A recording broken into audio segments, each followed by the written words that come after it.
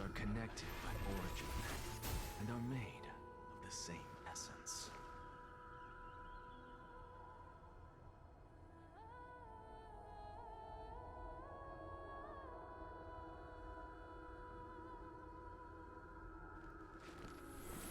All things are connected by origin and are made of the same essence.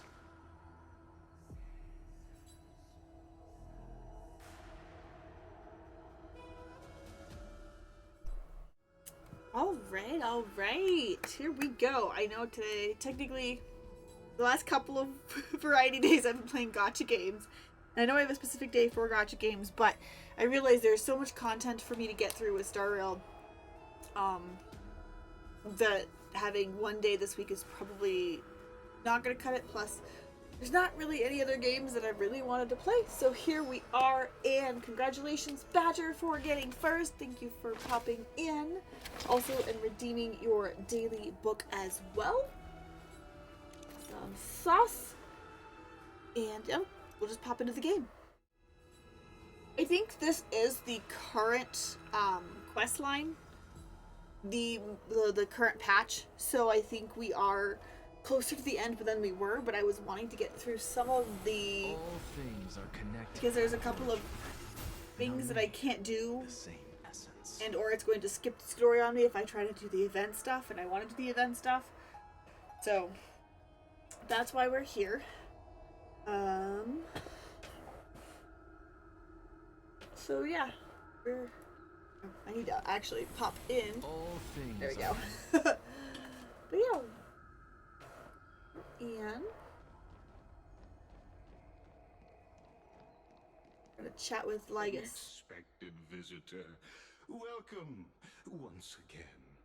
You know, you could actually skip all the pointless debate and come straight to me to seek an audience with Kefali.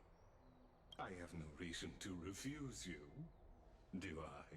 You may not, but kindness has. Whoever gets hold of Kefali's core flame will get to rule over Akama. She's wary of me, so naturally I had to gain her trust. I would say that debate was not at all pointless. Very true. In my view, this individual has gone to great lengths to get close to Kefali. He might very well be plotting something nefarious against the Titan. Are you still willing to let him pass, knowing this? Yes, very much so. All living creations are always free to visit Kefali's transcendent vessel. This comes with being the World-Bearer. How convenient it is to be able to hear what they say. It is truly my honor to speak to a venerated Titan in person. Please, go ahead. Let me join you both on this journey.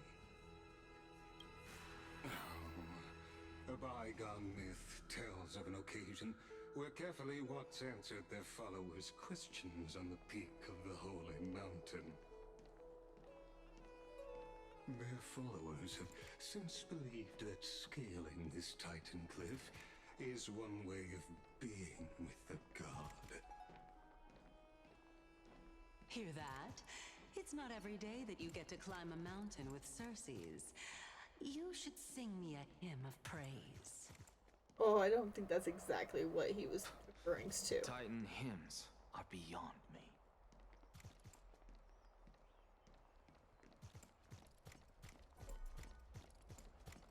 Ooh, treasure chest. Okay. I suppose I can just ignore this.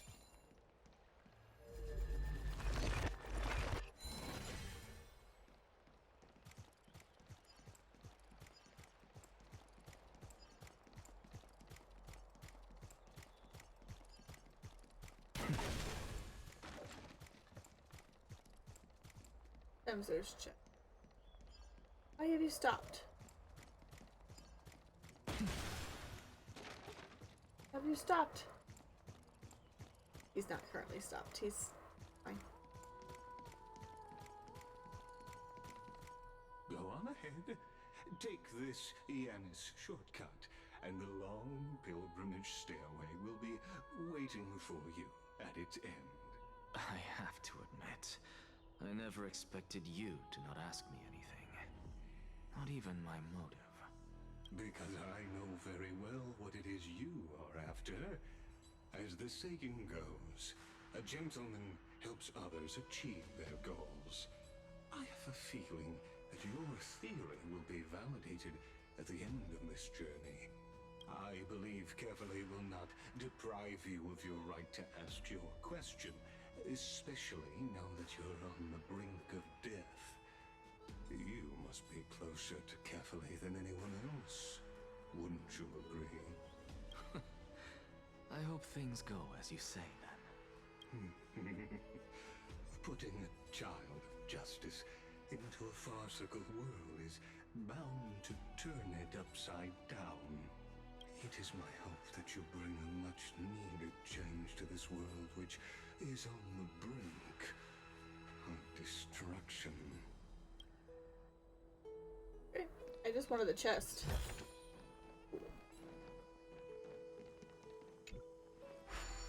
Enter.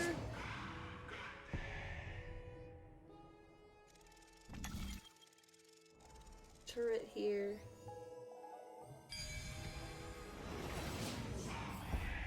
Honestly, this is my first time going up to Dawncloud's peak.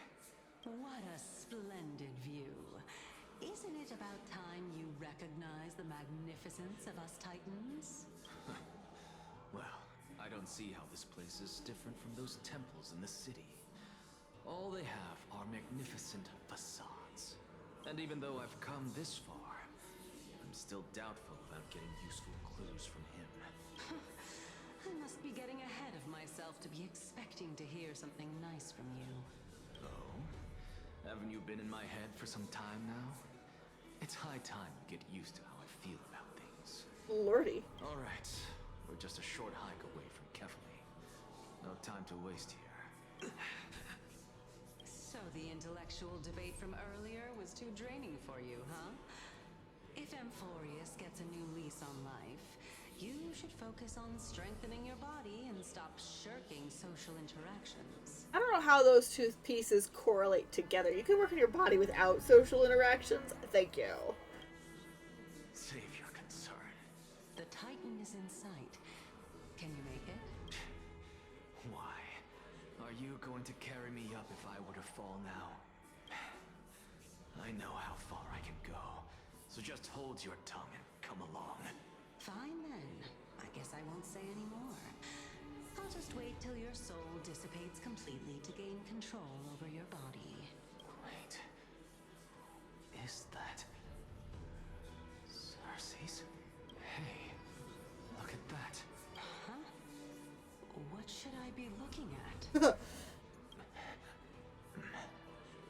Am I hallucinating? No, I don't think so. Do we even get to see souls when we're close to dying? I'm not sure what's going on, but, sure.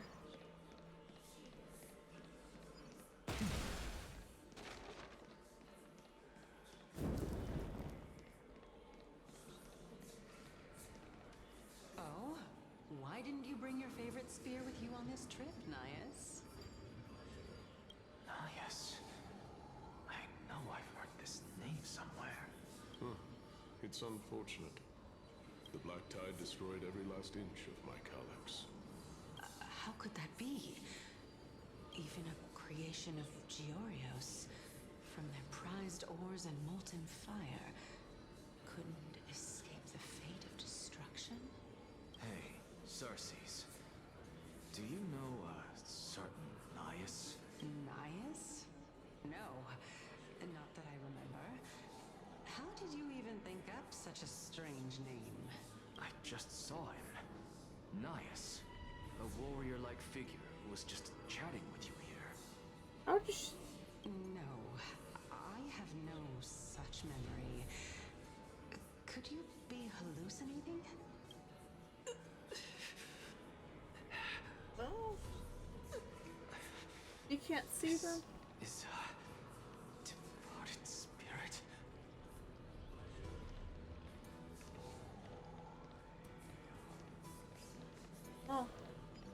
I can't see him.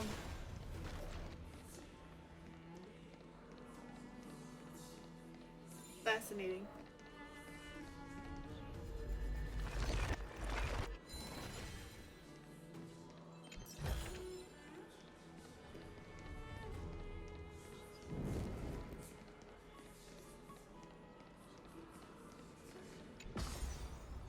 Shall ascend. We shall ascend.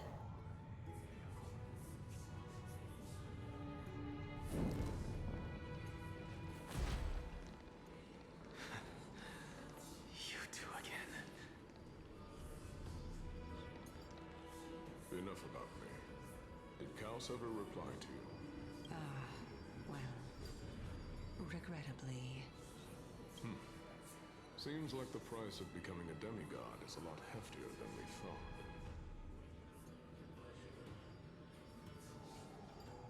Wait. Chaos. Demigod. I've never heard of this person. Which Titan's authority did he inherit? Look on the bright side, Nias.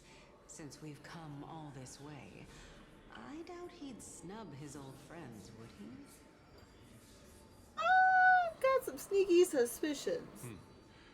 Let's just hope we mean as much as the world to him. Hey! Are you seeing that same hallucination again? Yes. It's still you and Nias, but you're now talking about a certain Chaos. I'm guessing he's one of your companions? Chaos? This name sounds just as strange to me. Wait, are the Titans once humans that became demigods themselves and then forgot about it and then they became the Titans? I'm confused. Never mind. I think I know what this is about. If things are as I thought, then they aren't hallucinations, but the souls of people. What? But if those are the souls of the dead, then what am I? Beats me. For all I know, you're just an illusion I conjured up in my dying moments. Let's just keep going. As long as I take in more sights and hear more stories. Know your limits. Wander too far among the dead, and even I might not be able to save you. Fine. If this is indeed as I thought, then this will be very amusing. I'm so confused. Like, but in a good way, I guess? Oh. Go melt it down.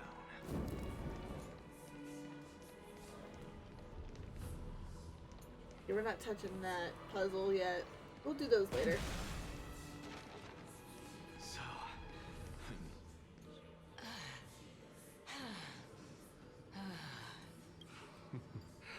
Can you keep going? Of course. I'm just... If I knew we had to climb a mountain, I wouldn't have come along with you. I guess this also counts as one aspect of the world-bearing burden. If Amphorius does have a next life, you may want to get your body in shape. Keep your sarcasm to yourself. I'm not getting anything of value from them. I would sooner throw myself off this cliff and hit rock bottom than exercise even a little. I am Calypso of the eminent Seven Sages, after all. Training would make me no different from those Helcalithist barbarians. Calypso. She's one of the Seven Sages. A member of the Grove? No, she can't be. I would know her name if she really were one of the Seven Sages. Hey, Xerxes. Does the name Calypso ring a bell? Xerxes? Oh no. Gone. Doesn't matter. I can do this myself. Looks like I'm nearly there now. The land of the dead. Damn.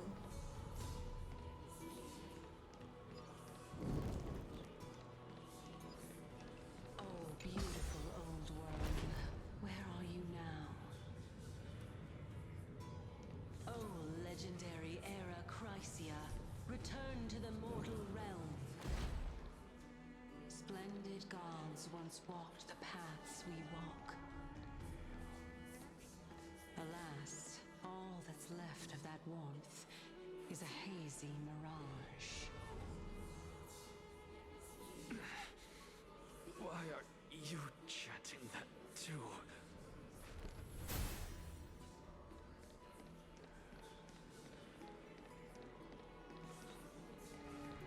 I'm so confused. We're here, finally. So, I don't get to ask the Titan my question, but all of you make for a pleasant surprise, nonetheless. Very well then, let me uncover the truth for myself.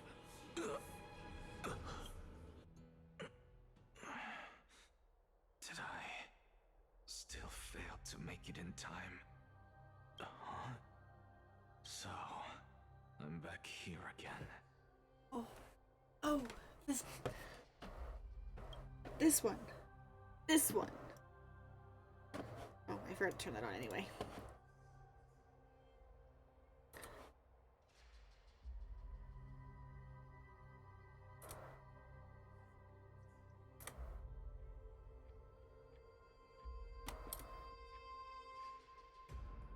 I don't know if this is any different than the other one, but you know, I might as well. Might as well. I can hear it.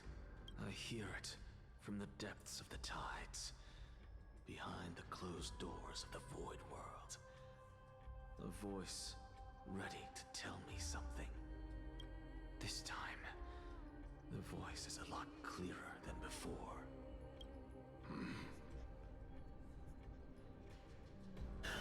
Oh, this is cool.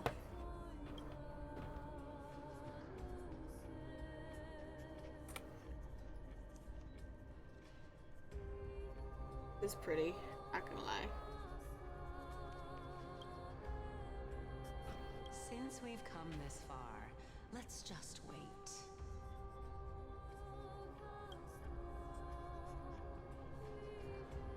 Lord Nias and Miss Calypso, are you both here to visit Chaos too? I'm super confused now. I'm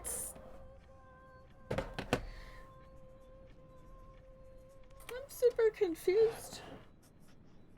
This is all very confusing. Excuse me. Something's definitely fishy.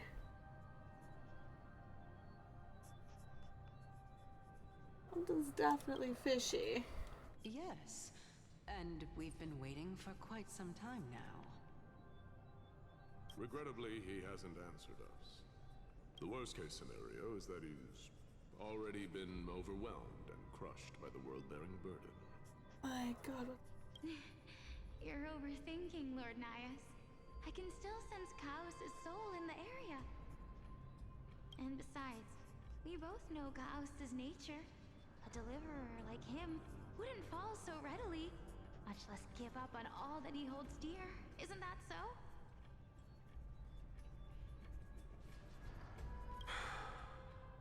Yes, I have faith in him. Oh. Deliver. Oh. Oh. Oh. That reminds me, why are you making this trip alone, Polixia? Oh, my sister needs more time to make sure the flowers are fine. Such a pity. Both of you have hearts kinder than anyone else. Yet you were born only to take over Thanatos' divinity. Oh, okay. I think I'm starting to understand. Everything that I see and hear this time has left me shaken to the core. What may seem like a mundane conversation is in truth a once-in-a-lifetime exchange that has revealed the ultimate answer to Cersei's question.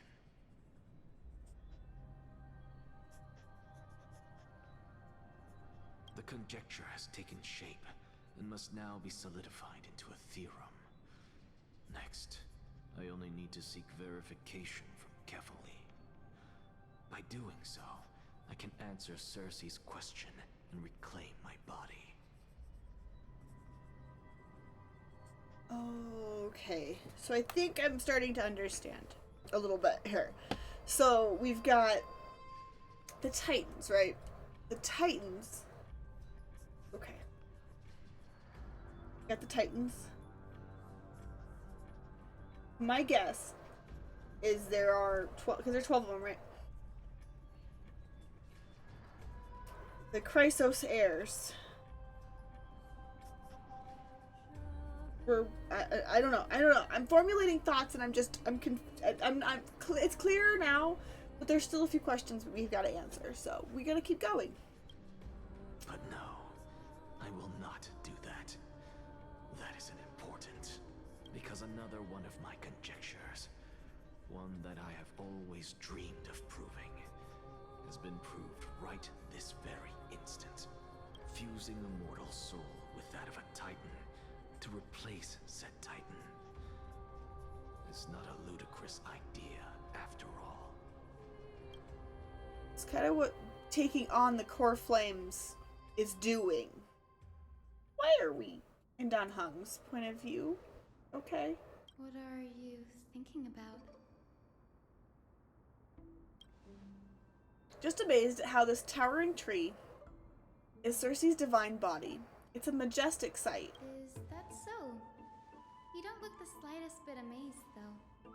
Plus, you seem to be strangely familiar with the city around the Great Tree. Merely something from the past that I won't go into. Events of the past, huh? I was also a child when I looked up at Cersei's. Their leaves and branches reflected the sparkling stars, and their trunk was like a pillar that supported the sky and ground. I stood at this very spot back then, imagining the day when I could climb to the top of this tree, because I would be the closest I can be to the sky at that spot.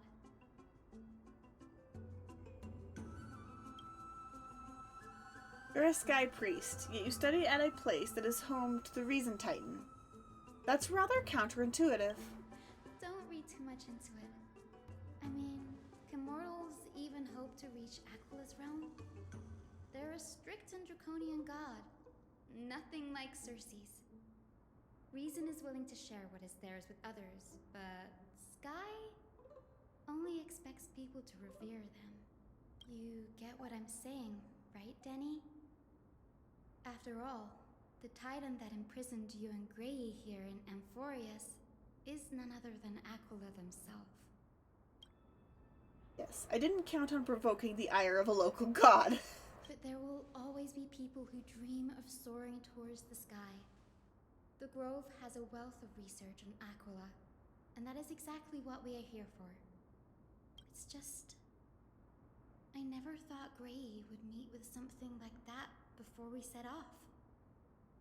As a physician, I should have been there by his side. Oh, the words I heard, she said his, so either the audio got mixed up or they only recorded one voice line with her. Him. Bad luck tends to come in streaks, so don't beat yourself up over it. Besides, Aglaia needs you here to uncover the truth behind what happened to the Grove. Let's just make the most out of this trip and keep a lookout for any documents related to the Death Titan. It could be useful to Ellie. Yeah, there's no rest for the weary, huh? Sure. In any case, what we're looking for could be anywhere in this enormous grove. Let's split up to cover more ground. Danny, with your skills, I'm sure those monsters born of the Black Tide will pose no threat to you anyway. What about you? Will you be alright on your own? Have you forgotten that you're talking to the chief physician of the Twilight Courtyard? Have more faith in me. I'll be just fine. The silence in here is near deafening. With the vast amount of knowledge it holds, this academy is akin to a labyrinth of information. Even the cleverest of scholars would easily lose their way in here. I would gather my thoughts before heading in. We'll leave him for us. In the midst, Aquila the Titan, who reigns over the domain of the skies, is a colossal bird that overlooks the world beneath them with 100 eyes. As long as they continue to soar above the clouds, the people of Amphorius will remain trapped on the ground. Icene forebears were priests who worshipped Aquila. Nobody is more familiar with the taboos of the Sky Titan than her. Seeing how Aglaia has sent her here as a guide, it's possible that she plans to have Hycene take on a trial in the future. Mythology. In Amphorius, Titans are a common topic of discussion. People create myths that in turn conceive Titans. It's a tricky task to keep an objective view, even amongst the people of Amphorius. Is there a way to step out of the situation and look at it from a different perspective? Oh, it just put me to the... Okay, Titans and Eons. Titans and Eons are two distinct classes of beings. Titans can communicate with us humans, and it is not impossible for us to overthrow them. Upon their demise, we can even take over their divinity. In this regard, Titans can be said to be a lot more similar to humans than Eons are.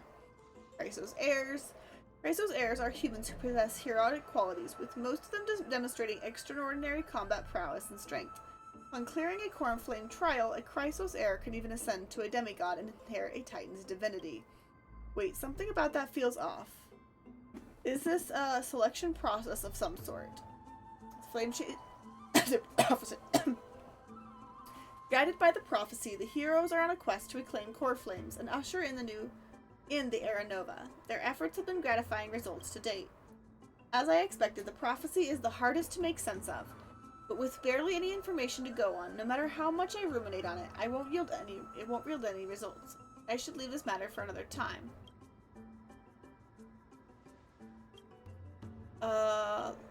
Nobody could have ever imagined that Ellie's life would be forfeited the moment we landed on Amphorius. I should have done more to keep her safe, but it's not too late. We still have a fighting chance. The unique rules that govern life and death on Amphorius might just work in her favor and save her. The Grove is a veritable library of knowledge. Maybe they'll have records on a similar case. Please let there be one. Enough musing for now. It's time to go. Clock is ticking. I should search for clues as I move. Danhong. Unusual. No, I've gotten used to the eternal light of Okama. That means I can change the team? Oh, no, that's not what I wanted you to do. Back. We're changing team comp.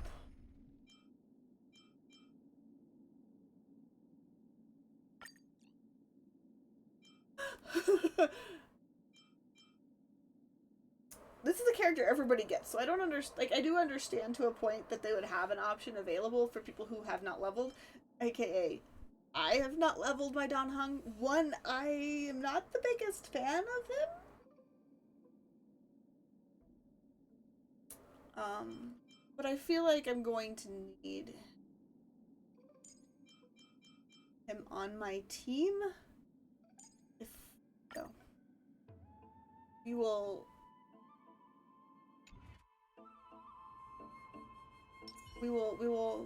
do Danhong because of story reasons.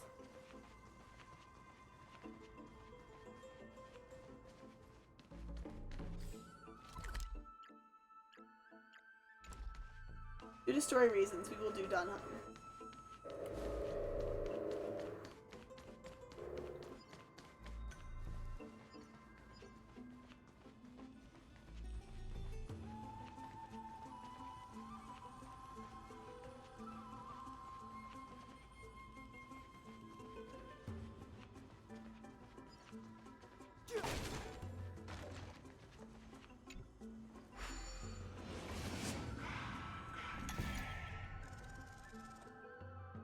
Jump!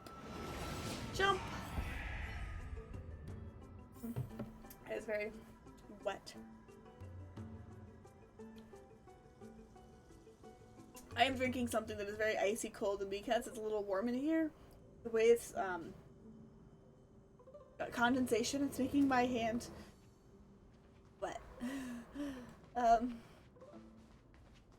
Well, no other reason.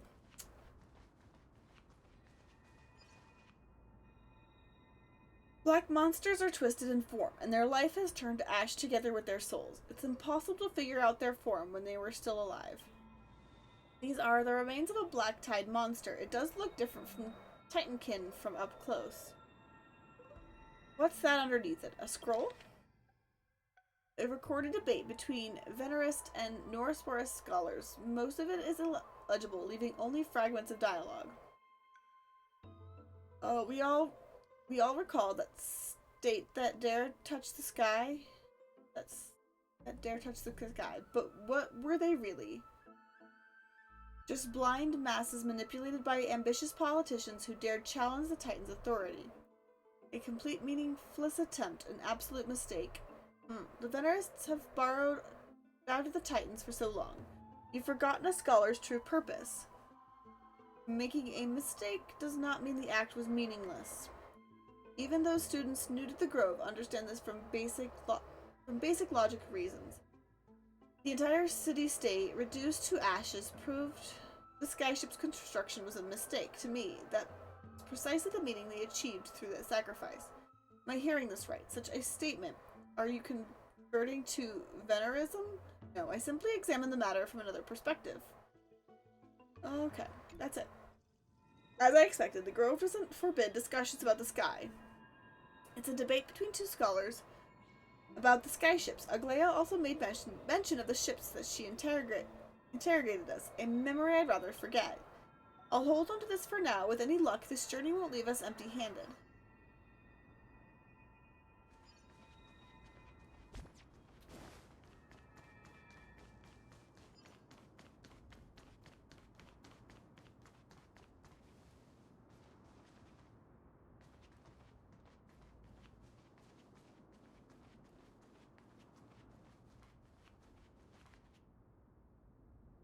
That's Hyacinth. Why is she surrounded by so many monsters? As much faith as I have in her, it's probably a good idea to help her out here. Really now?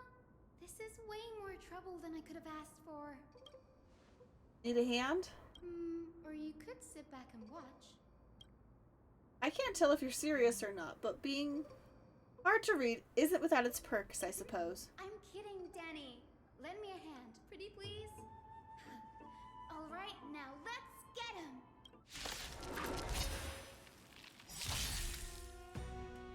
Clemency? Never heard of it. It's been a while since I have played this particular build. Okay. The time's now.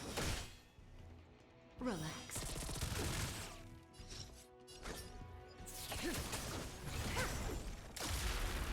Alright, I'll call your bet. Can't lose this one. Stand still. Oh, excuse me. We're gonna summon them.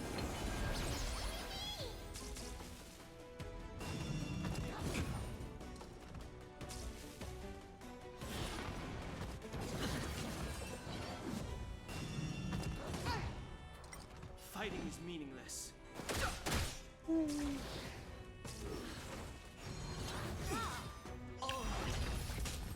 Cutting the net.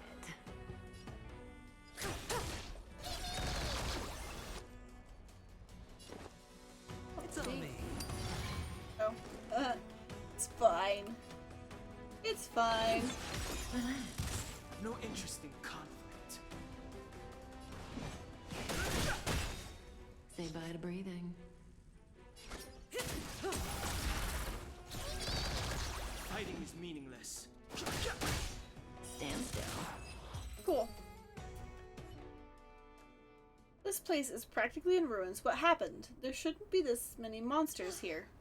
The Black Tide is remarkably quick to detect the light of Amphorius. So or rather, the blessings of the Sky Priest in me, might have unknowingly called them to me. Anyway, never mind that for now. Here, you might want to have a look at this. found it around here and thought it might be of interest to you. Okay. Oh, more debates. Okay, a debate record. A debate record between two scholars. Most are illegible, leaving only fragments of dialogue. Well then, enlighten me. What exactly do you mean by examining from another perspective? Simply, you see, when we stand normally, the sky is above. When we stand on our heads, it's below our feet. I don't even want to know what kind of situation inspired you to make such exalted theories. By the way, I have a student who loves to write satirical comedies, and once wrote about a fool who could not figure out a question no matter what. As I said, there's no reasoning with you Venturinists. You're like Dromuses, huge, yet always gazing downward at the earth. Well, I want to be the wasp that stings the domus. What if that tyrant's defeat simply proved that among all paths to Aquila, the sky ship was the wrong one?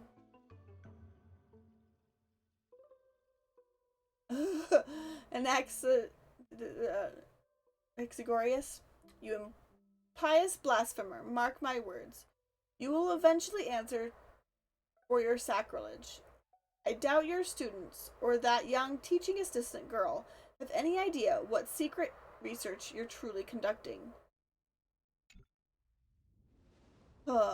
Anaxagoras, he's the scholar who fused himself with the core flame of reason. This is new. I didn't know Professor Anaxa was researching the sky. He's never mentioned anything about it. Finan said Anaxa might be opposed to the flame chase journey. Might is an understatement. Anaxa has never been one to venerate the gods, nor has he ever found it within himself to put any faith in the prophecy. People have come to think of him as a heretic, even in a place as liberal as the Grove. Yet, it is also this very blasphemer that Circe's favors. Fate sure works in mysterious ways. I picked up a scroll on my way here too. It looks like it may be related to the one you're holding. Let me have a look. It combines both records together.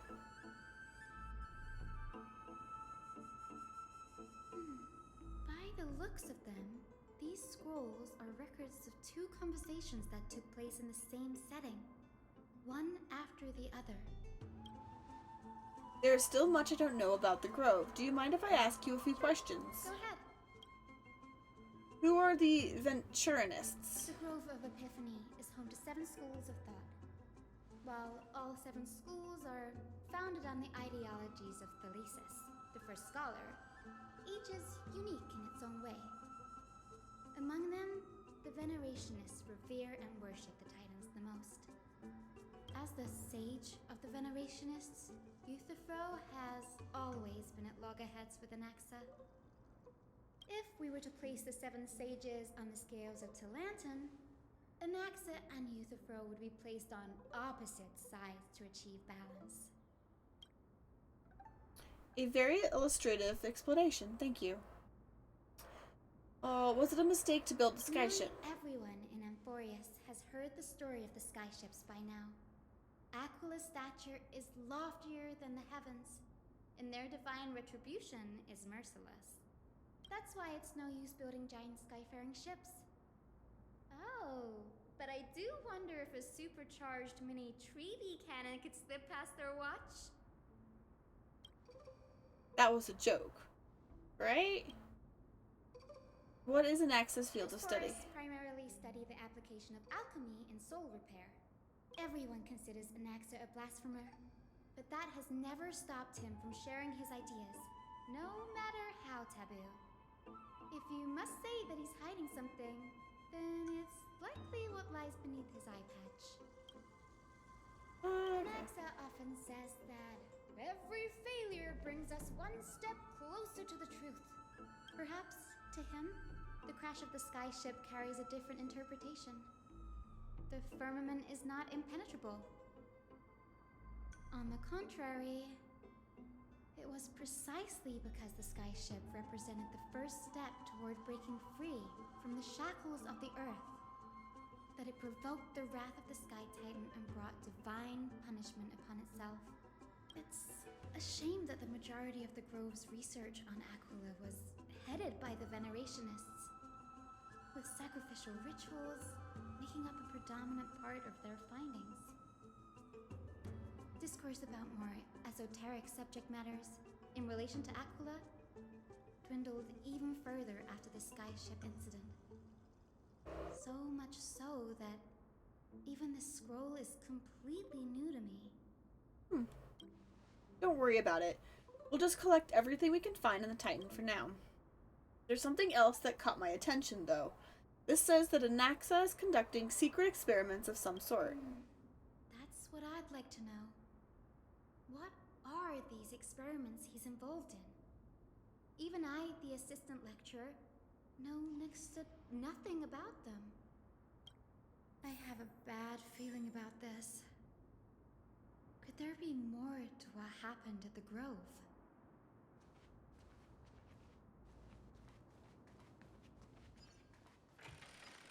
Probably.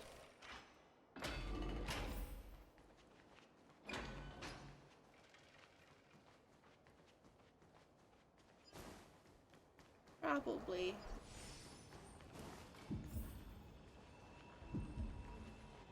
This Oh, the heartbeat is the room. Library of Philia, a place where the Grove stores its collection of tomes. Other than books written by the Seven Schools, you can also find philosophical texts, ballads, and religious writings from the Outlands here. Cities that desire to learn from the Grove were apparently expected to contribute knowledge of equal value to what they saw. We've had more than our fair share of hilarious episodes over the years. For instance, it's said that the Erythrocheramists once borrowed a manuscript from a certain author, but ended up returning a copy instead of the original. What's more, the original manuscript was supposedly then hidden here. That doesn't seem like a nice thing to do. No need to hold yourself back, Danny. You can just tell it like it is. Their behavior was no different from bandits. Well, if you don't mind, did the Grove ever rob Castrum Kremnos? You've got me there. Some said you couldn't even find a dictionary in Castrum Kremnos, so I guess they were spared. There are too many books in the Library of Philia. Flipping through them all will take too long. Why don't we use the Biblioslate to search for the texts we need? We can bring them back to Akama for reading after that. Agreed. This place isn't safe. We should leave as soon as we're done. There are still several more scrolls strewn all over the place. I'd gather them up while you put the text. You pull up those texts this way. Nothing will be overlooked.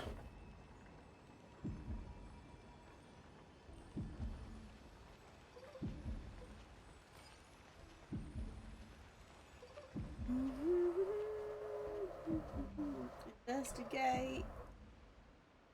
These are complaint letters from scholars about Anaxagoras as the blasphemer. There is a thick stack of letters. Based on the dust accumulated and the perfectly intact seals, the complainee did not even bother opening them and just chucked them aside into a corner. This is about Anaxa. I should read this. Heisey, you should have a look too. Ugh, it's so dusty in here. Whoa. Are these all complaints about him? I can already see what they must have written. Anaxa has no respect for the gods. His very existence undermines order in our society. They're probably all things like that. Does Anaxa hold that much Why influence? else would they call him the Great Performer? When Anaxa established his school of thought, the first thing he apparently did was read his own work to everyone. Are the Titans truly an accurate reflection of what humans think gods should be? Worlds created by gods are indubitably perfect, but what of Amphorius? Only foolishness and insensitivity everywhere you turn. An uncanny impersonation. What happened after? They marched him straight to the seat of judgment before he could finish. Though what he took on in the end was more of a debate than an actual trial. he had to address every one of the scholar's allegations, or face expulsion from the Grove. The first allegation was... Do you agree that since the Titans created the heavens and earth, so the mountains, rivers, and seas must likewise be their creations? Am I supposed to put myself in Anax's shoes and answer that? As told in the myths, the sea, the skies, and the earth are all, beyond the shadow of a doubt, creations of the Anaxa Titans. would have probably been spared a lot of trouble if he had answered this way. Instead, he quoted past instances of the Flame Chase journey and posited that humans have the potential to take over the divinity of Titans. Needless to say, his critics didn't take kindly to his answer, so they followed up with a second allegation. You claim to be studying souls, yet you are, in fact, defiling them and committing acts condemned by the gods. Do you admit it? That's a serious allegation. Did he really do that? Anaxa always wears an eye patch, never removing it, even when alone. Some say he used one of his eyes as an alchemical ingredient. Every being in the world owes their safekeeping to Kefali, and this is even more so for the Chrysos heirs who have divine blood coursing through them. If he has really done something of that nature, then it'd indeed be sacrilegious. Thankfully, they had no way to prove it, so it amounted to nothing more than an allegation in the end. One by one, Anaxa engaged in wars of words against those who would challenge him. Toward the end, a scholar asked him, Anaxagoras, have you any respect for the gods? It was only after a brief silence that he answered, I have never denied that Titans are meant to be noble constructs. What he didn't say, Titans are not noble, rings louder in this case. I'm not sure how that controversy was eventually resolved, but what's for certain at least is that Anaxa was allowed to stay in the Grove where he continued his research, despite being regarded as a heretic. By the way, this stack of complaint letters has reminded me of a place in the Grove. We may find clues there that aren't on the teleslate. I'm talking about Anaxa's alchemy lab, hidden between the cornerstones. That would actually be a good place to go. Given the Grove's meticulous approach to archiving, could there really be such an oversight right under their noses? It's a well-kept secret. Among the 7 sages, excluding the nominal chief sage, each has a private sanctuary where they can conduct research undisturbed in their free time. Even the administrators of the Library of Philia are restricted from accessing those places and documenting the sage's research. But with the Grove in the state, I'm sure Anaxa won't be mad even if we sneak into the lab for a short while. Right? Oh no. It's true. Record of the many research topics. Okay.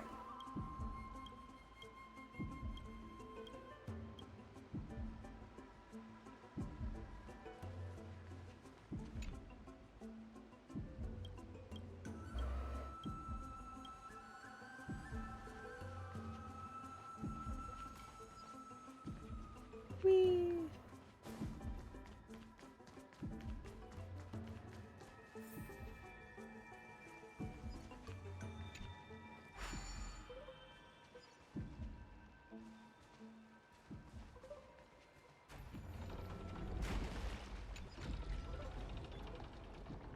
Do do do.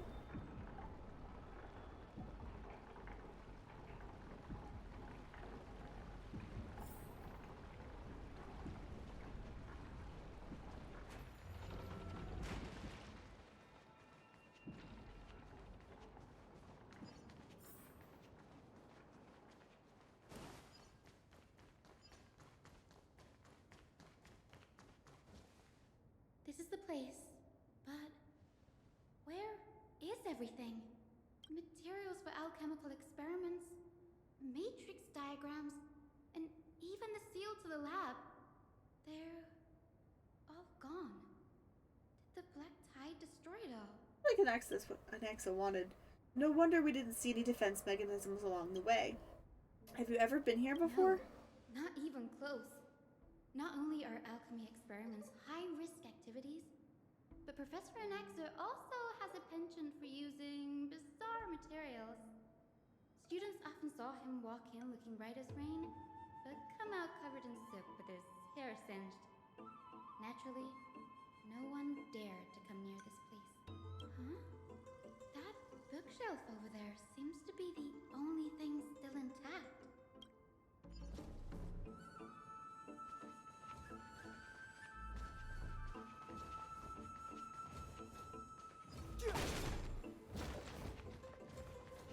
Fascinating.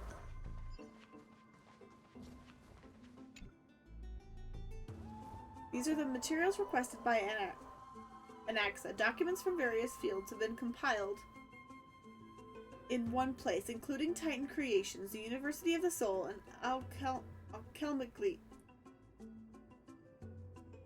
Alchemy Doctrine, and so on. Hi, Tinky! Yeah, welcome in! How are you doing? Ooh, big stretches.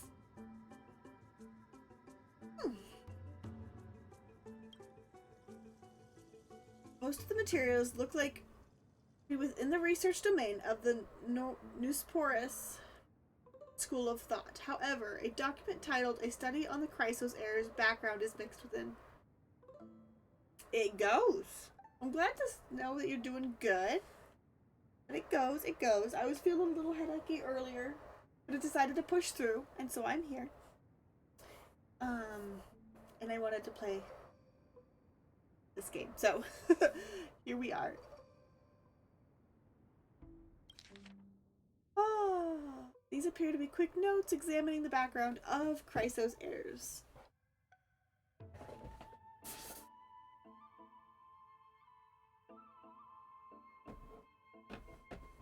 Alright, the Holy Maiden of Anisopolis, Trian, and Trinon, descendants of the Holy Maiden from the Temple of the Three Fates. Gold Weaver Aglaia of Okama, from the Nestia Priestley family. The Prince of Castrum Kremnos, Hysene of the Twilight Courtyard. All of their ancestry have varying degrees of connection to the Divine Titans or their divine authorities. Does the golden blood come from the heritage of priest families or royal bloodlines? Anaxa, I myself show no connection. Kefali the creator. What criteria did they use to create the golden blood, to shape the Chrysos heirs? Yet Castris, the servant of death from Adonia, her lineage is neither Titan priest nor demigod, but she has walked the earth for at least a millennium with the power to grant death to humans. Where did this power come from?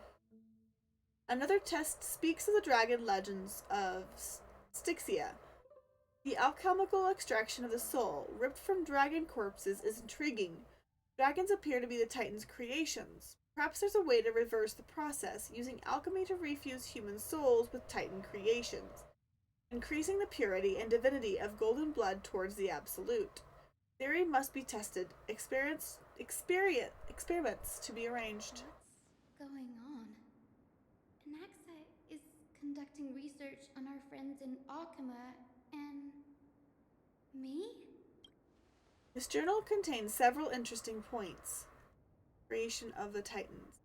From the Abyss of Fate to Castrum Kremnos, I've seen many a Titan creation during my time in Amphorius. Lifeforms created by Circes can also be found in the Grove.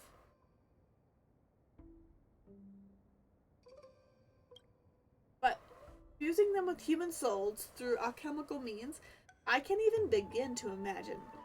Chrysos Heirs.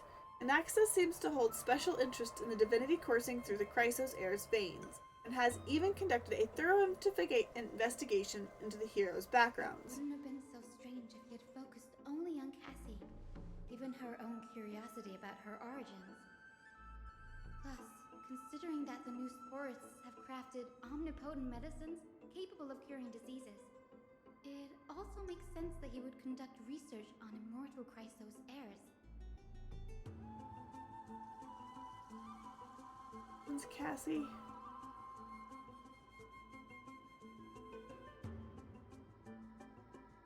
But objective was never to create medicine, but to identify the origin of the golden blood and figure out its inner workings. Anaxa's research. Through alchemy, Anaxa aims to refine the golden blood in Chrysos heirs to a degree to purify equal the divinity. This must be what he means by close to true purity, but treating both Titan creations and the human body as materials to be used in alchemy experiments, that's rather extreme. Danny, look at this. I have a bad feeling about this.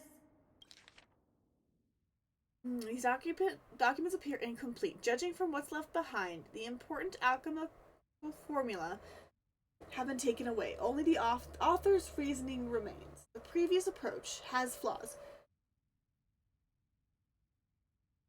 Fusing human souls with Titan creations does not purify golden blood. Even pure Titan creations are contaminants to the Chrysos heirs' golden blood. Soul fusion between humans and creations merely repairs impurities of the soul or maintains a connection to dying souls. While creation myths tell us that Chrysos heirs and other creations are all made by Titans, their nature differs fundamentally. The Titans' creations are no intermediate products of an alchemical process, and the Chrysos heirs are closer to the Titans than the creations. In other words, I would not have considered Titan creations equal to Chrysos heirs. The hypothesis I should focus on is one pointed towards the Titans themselves. Such rare chances to study Titans demand a meticulous selection of research subjects. Living Titans prove impossible to restrain, and dead Titans offer no insights worth pursuing. But dying Titans, they are the perfect research subjects. Only by understanding the fundamentals of creation can we ensure perfection at the moment of everything's birth. Through my own hands, I will melt a Titan and reach the true essence of the soul. My biggest fear. It's come true. After going through his notes, I think I can piece it all together now. Anaxa was carrying out experiments on soul transmutation. You mean he's trying to reconstruct human souls alchemically? Yes, this is what he was secretly conducting research on. Something he had to keep hidden from others. Compared to his public speeches, this is the real blasphemy. Oh, I just thought of something. What's wrong? Do you remember when the Black Tide was approaching?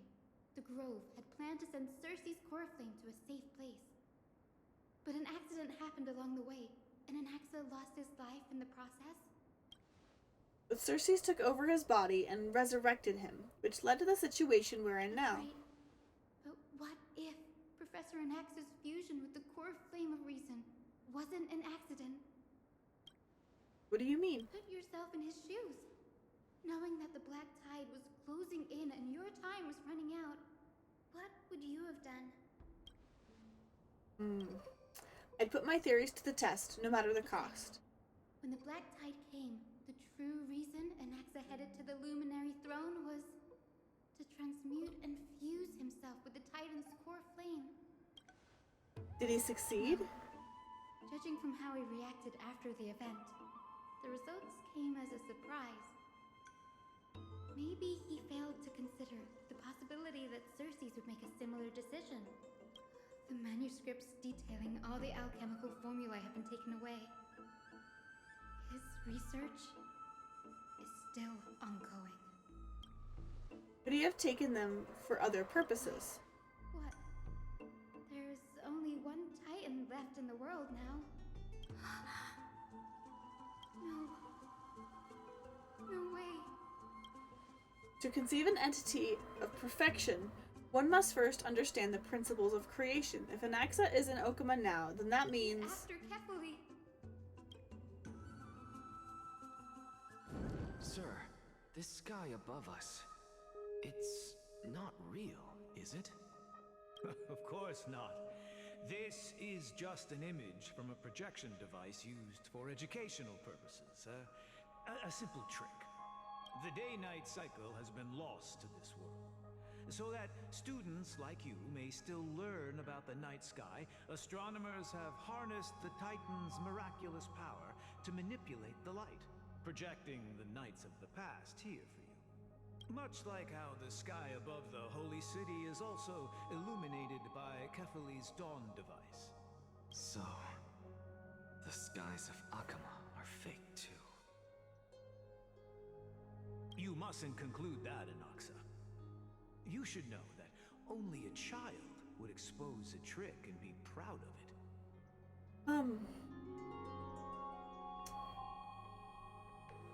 Okay. Often people know more than they let on. They simply choose to feign ignorance because they have no other choice. Then they're just deluding themselves. People believe in Kefali's tale of Genesis, accepting wholesale whatever the priests preach. But we're different. We've already walked out of the firelit cave of ignorance. We have already realized that we live in a world where Titans make the rules. Even when we look at the sky, we're only seeing what they allow us to see. Rather than gazing at this mockery of a night sky fabricated by them for the rest of my life, why shouldn't I be the one to take control of the projection device instead? So much time has passed since you sowed the seeds of doubt in my heart, child. Many a night, I find myself penning down all my theories and wild ideas, only to burn them to ashes when I open my eyes in the day. Why? Because we'll face death by burning if word gets out? As a sage of the Venerationists, my soul has already become inextricably linked to the great tree. Every word I say and every move I make is certain to influence every leaf, every branch, even the tree itself. But above all else, my days are numbered. Instinctively, I have my doubts about the golden blood and the human soul, yet I have no means of verifying them. The golden blood in my veins is woefully thin, and I am loath to waste what little time I have left obsessing over a hypothesis that cannot even be proven in the first place. But I can, sir. I can do it for us. The time is right. Give me all that I need, and I shall accomplish this grand feat on your behalf. You're right. I shall do just that. In the next meeting of the sages, I will spare no efforts fighting for the rights you deserve. Go. Establish your own school of thought. Find out what we are. Become the one who conquers the ultimate truths of the world. Damn. Child of humanity. You didn't go to such lengths for an audience with Kefali. Just ask him a few questions, did you? So, you figured it out. If I were as foolish as a Dromus, perhaps I'd throw myself down and prostrate before their greatness, begging for the gods' prophetic wisdom. Well, sorry to disappoint, but I'm no Dromus. Alas, I am a human, standing tall on 2 feet, possessing both intellect and pride. Before such power, does it make any difference whether you're a human or a Dromus? I'm sure you're familiar with the story of the Styxians. When the raging waves threatened to swallow them, they didn't just give up and become sitting ducks. No.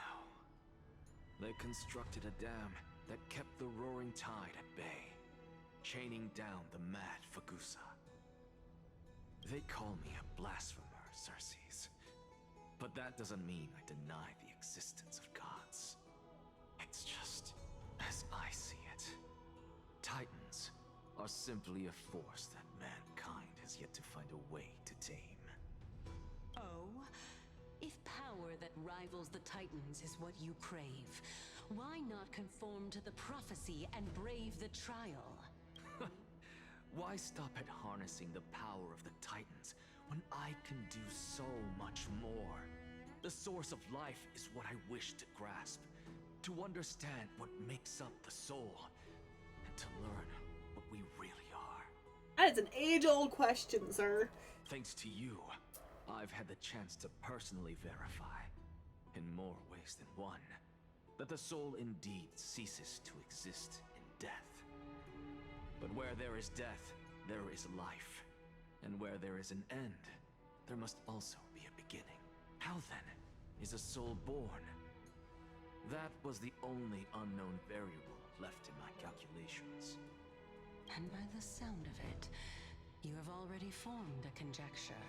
No, I have already drawn a conclusion. In my journey unto death just now, I finally saw the answer with my own eyes. Professor Anaxa.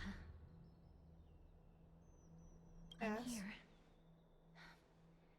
Her life hangs by a thread. I must ask you to refrain from taking any unnecessary steps. Of course. I'll bring this to a conclusive end, and give you the answer you so desire.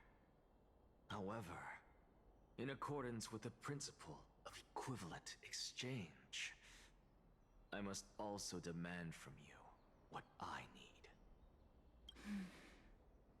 As you wish. Don't you care to know what the price might be? It's a matter of uncovering the truth about the Death Titan and her survival. This may be the only time I can ever save someone's life. There is no need for me to think twice. Damn.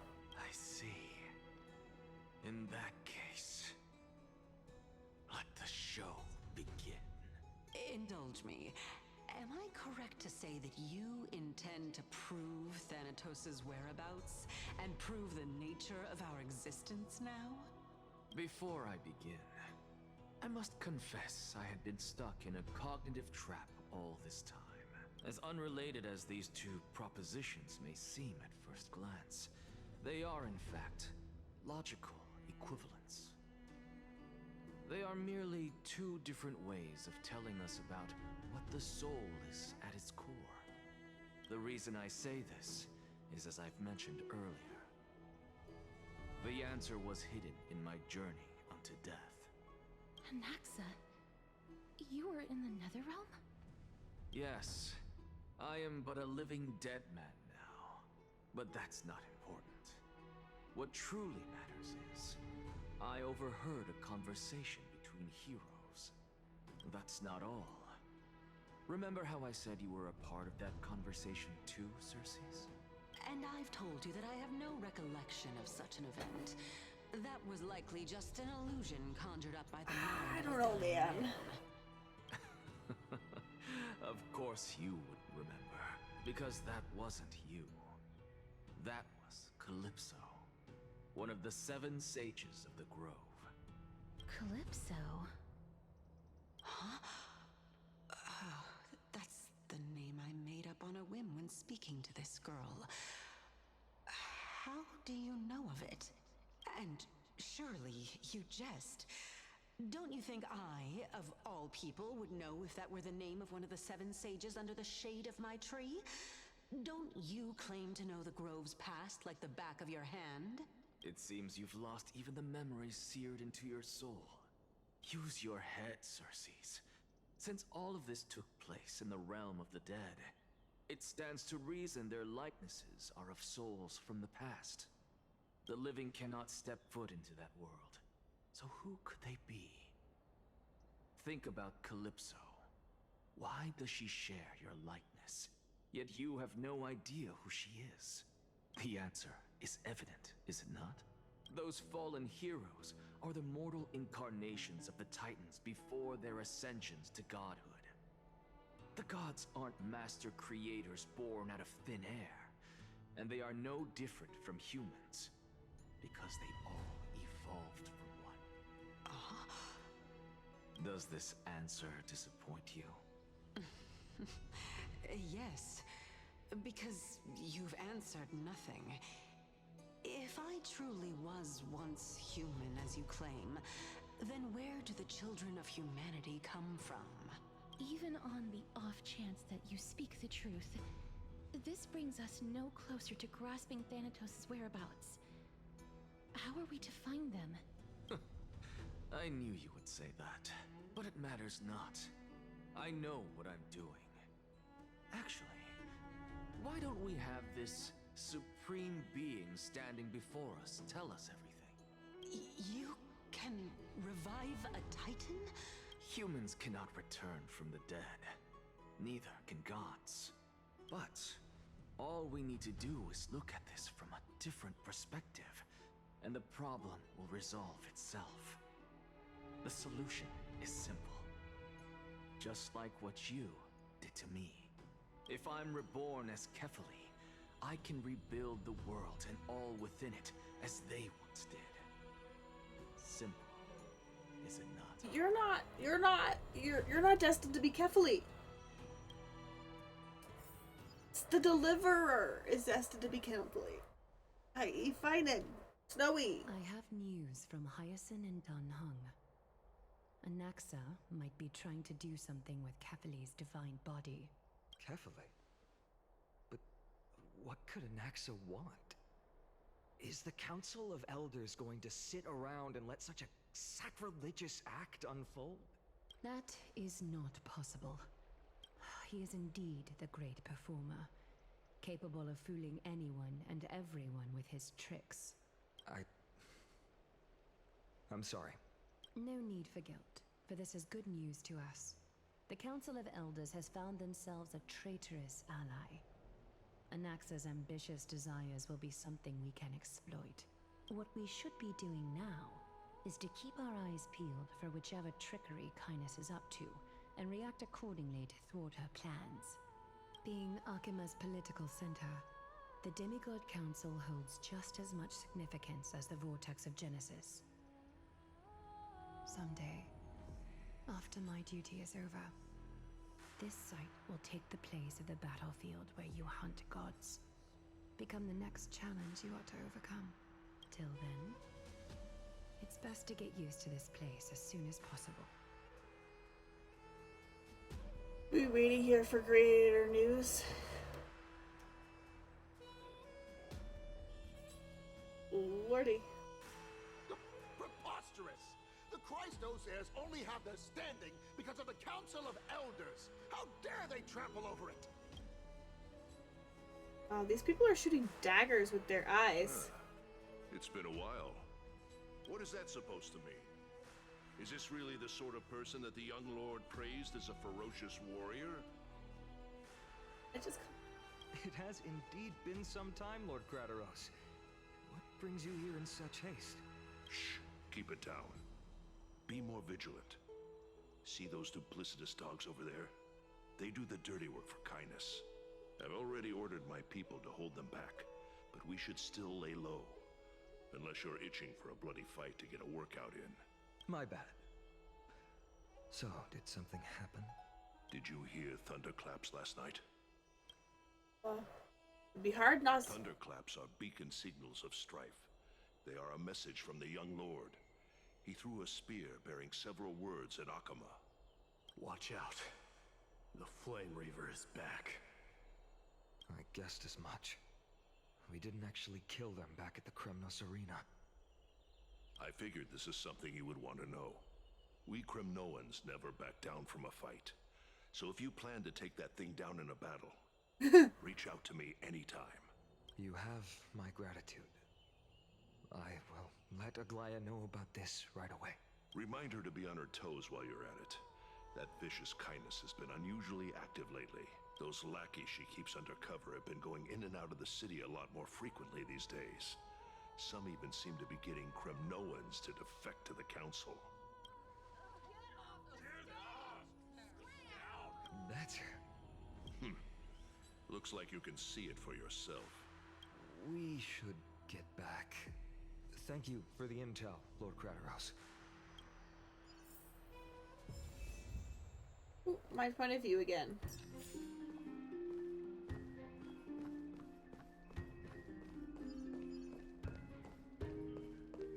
By Kefali into Lent, as the Theoros I have observed.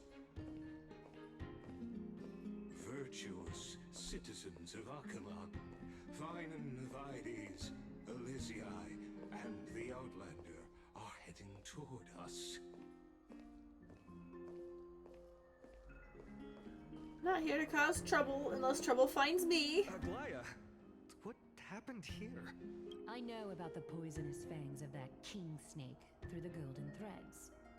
In the past, I would be confident about keeping her in check, but I admit I am now unable to do so. What do you mean? It is no longer about eloquence or arguments. I have been a demigod for far too long that I hardly have any humanity left.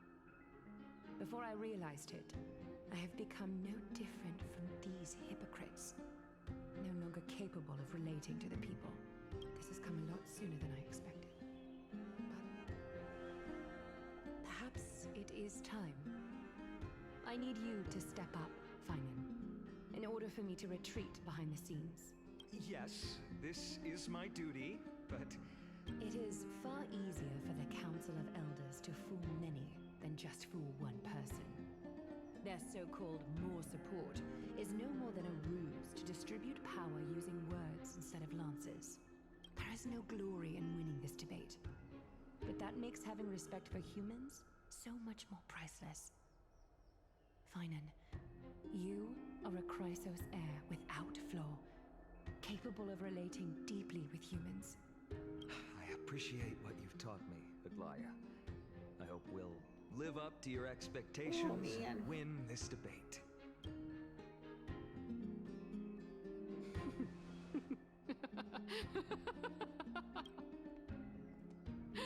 Oh, you've done well, Lord Calictus. Let me take over and personally close this debate for today. Dearest counselors, let it be known that I sorely miss the blissful times portrayed in lyrical poems. Back then, Amphorius was home to nearly 1,000 cities, each with their own local faith, while gods walked the earth and shared close bonds with humans. Yet, in the present, people from all over are forced to leave their homeland to seek refuge in the holy city, where they hope to rest under Kefali's protection. All of us have long been in the same boat, with no way out of this plight. We didn't have a choice in the past, but now the Council of Elders brings to the table a new possibility. All I have left is one question for you. I don't like where this is going, man. Would you rather strive toward the unheard of Era Nova, or return to the prosperous Era Chrysia of our past? Make your choice. Oh my god. Yeah. Yeah. Make our country great again. Propaganda. Now, which of the two would lead mortals to an ideal future?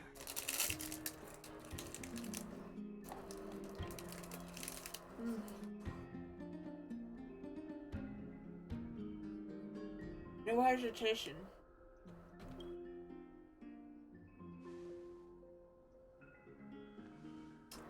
Era Nova is a path of salvation the gods promised. We should not have doubts in the Flame Chase journey. We all know that Era Chrysia is a thing of the past, Lady Kindness. Please, enlighten me.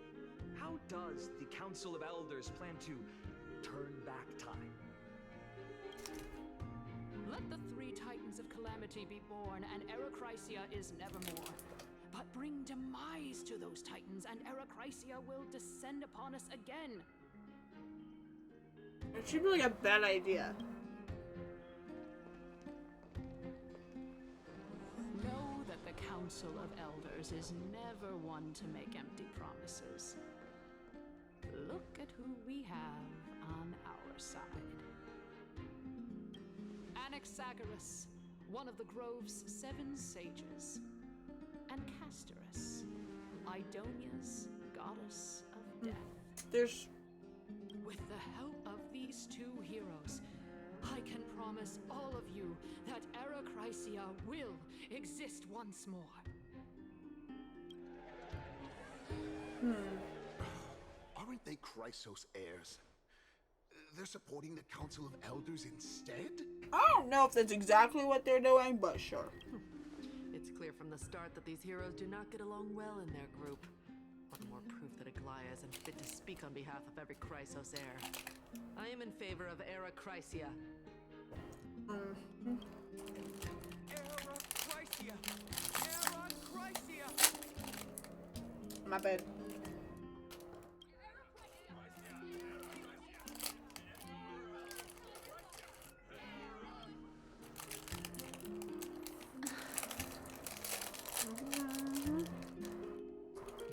Castorus?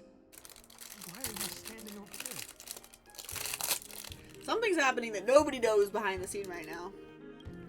You finally arrived, Anaxa. So have you, Kaz. Don't worry, Aglaia. Well, I know that you have many queries. Could you continue to converse like how the citizens normally do? Tell me, dear citizens, if we successfully retrieve and return Thanatos' core flame without anyone passing the Death Titan's trial, what would happen next? The answer is simple. We will have a chance to rid the world of death and bring Amphorius back to an era when all beings live forever. We'll usher in a new future that will be entirely different. It seems like a really, really bad idea. Just saying.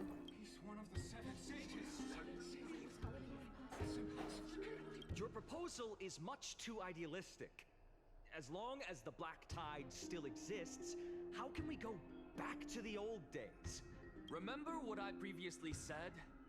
Kefali's core flame is guarded by the secret power of the Council of Elders. Plus, Bagusa's water curtain will be able to block out any external perceptions. Tell me, dear citizens, have any of you ever seen even a glimpse of the threat that this person is talking about anywhere within the walls of this majestic holy city? Oh, it seems like a bad idea, Redaxa. Oh. Could it be that you heard that from the Flame Reaver themselves? Citizens, let's loudly sing the blessed hymn. Oh, beautiful old world, where are you now? Oh, legendary Era Chrysia, return to the mortal realm. I don't know if this was like... I know these... I just feel like this is very much pointed at something. But I'm not 100% sure if it actually was or not. After the destruction of the 3 Titans of Calamity, the Flame Chase journey will have to end.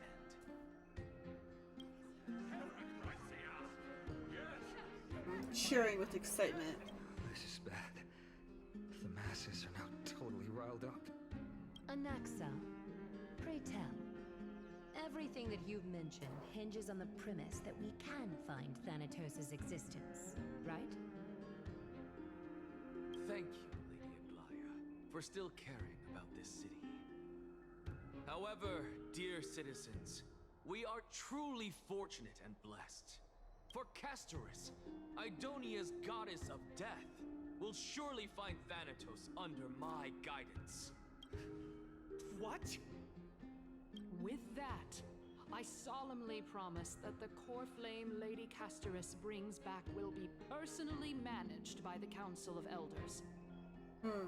Thereafter, if we are able to garner the support of all of you at the Citizens' Assembly, we shall spare no effort in ensuring that the Era Chrysia will return to our world once again.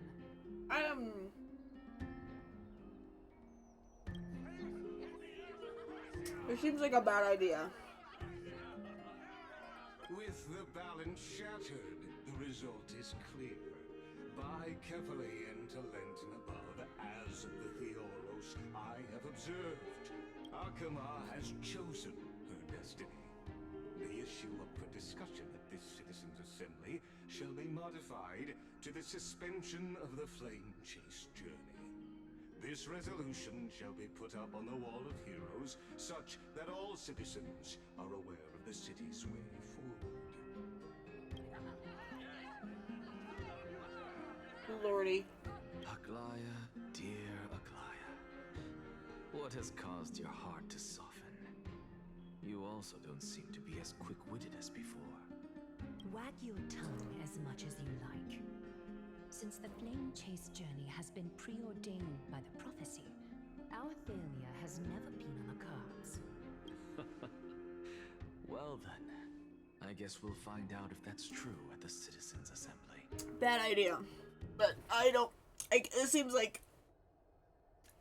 very interesting. What is going on?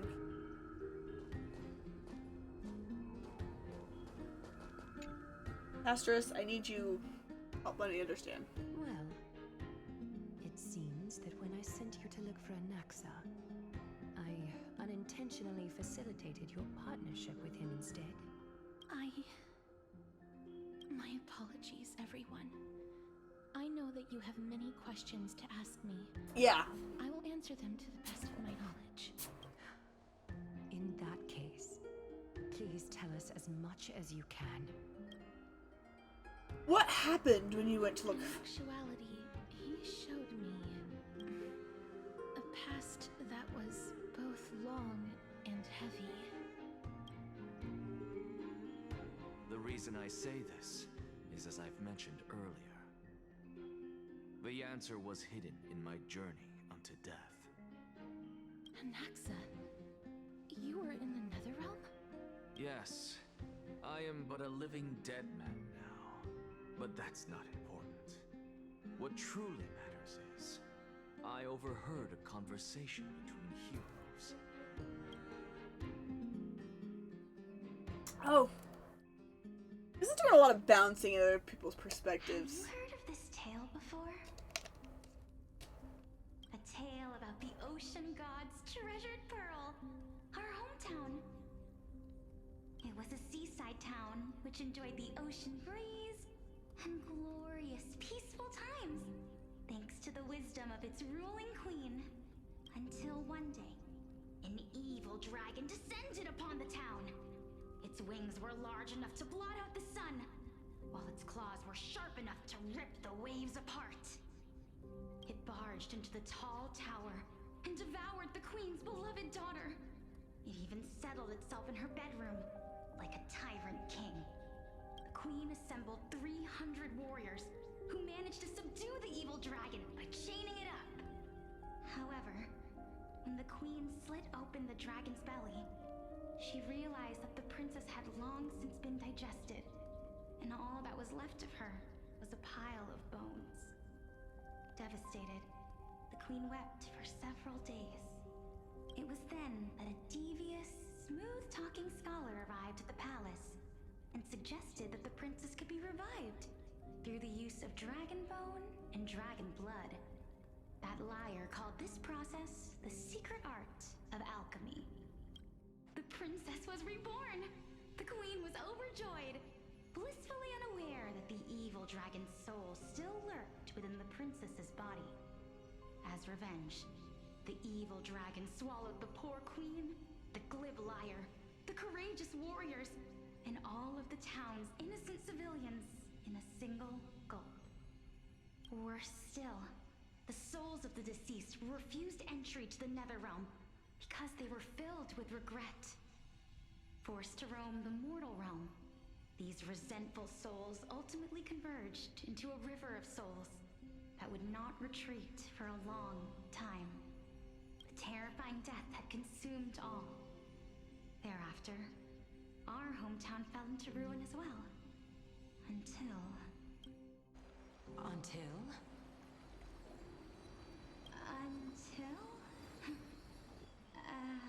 Actually, I don't know what happened next either.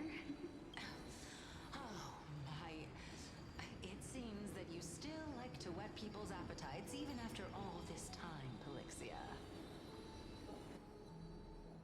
So, according to your story, this is how I used to look?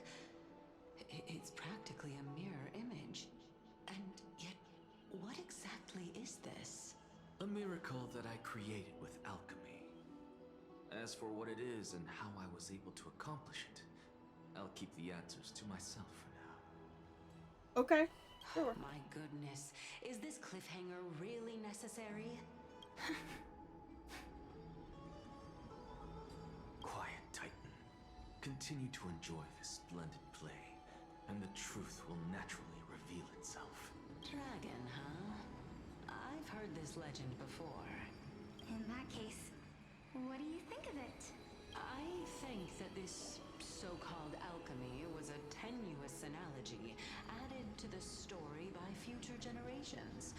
After all, you've never heard of a tradition of alchemy in your hometown before, have you? Indeed. Before I left home to pursue my education, I never even knew that anybody was looking into this area of study. It looks a bit like Castros, but different. Therefore, we can just treat this tale as a fable told to young children. A fable, you say? If so, what moral is it trying to impart to the kids? I guess it might be the concept of equivalent exchange? Oh? I thought the moral might be closer to something like honor the dead. Huh. What? At a loss for words? No, I merely realized that we're both thinking of the same principle. If life is priceless, then there is hardly anything else in this world that is of equal weight to it, right? Indeed. As expected of the wisest scholar in the land. You flatter me. Why don't I ask you a question as well, as a form of equivalent exchange? Of course. What is your question? If I imparted my knowledge of the art of alchemy to you, would you use it to resurrect someone you loved? What? What kind of strange question is this? I got it. You're just trying to get me to tell you whether I like anyone, right? Let's just leave it at that. That was rude of me. Yes, I would. Oh? Death is inevitable. In the days to come, I'm certain that someone whom I cherish deeply will leave me for good. If such a mighty power really existed, I think I would use it without hesitation. After all, you, me, and the rest will all have to face that fateful moment eventually. Dang. My time is finally here. However, perhaps because of my firm belief in the immeasurable value of life, I am unable to complete the trial. You shall wither, and through that, the dead will sprout again from the remains, and be reborn with the dead flame. It is a pity that fate is such a cruel mistress. Is there no other way of interpreting those words? I'm afraid that the meaning is clear.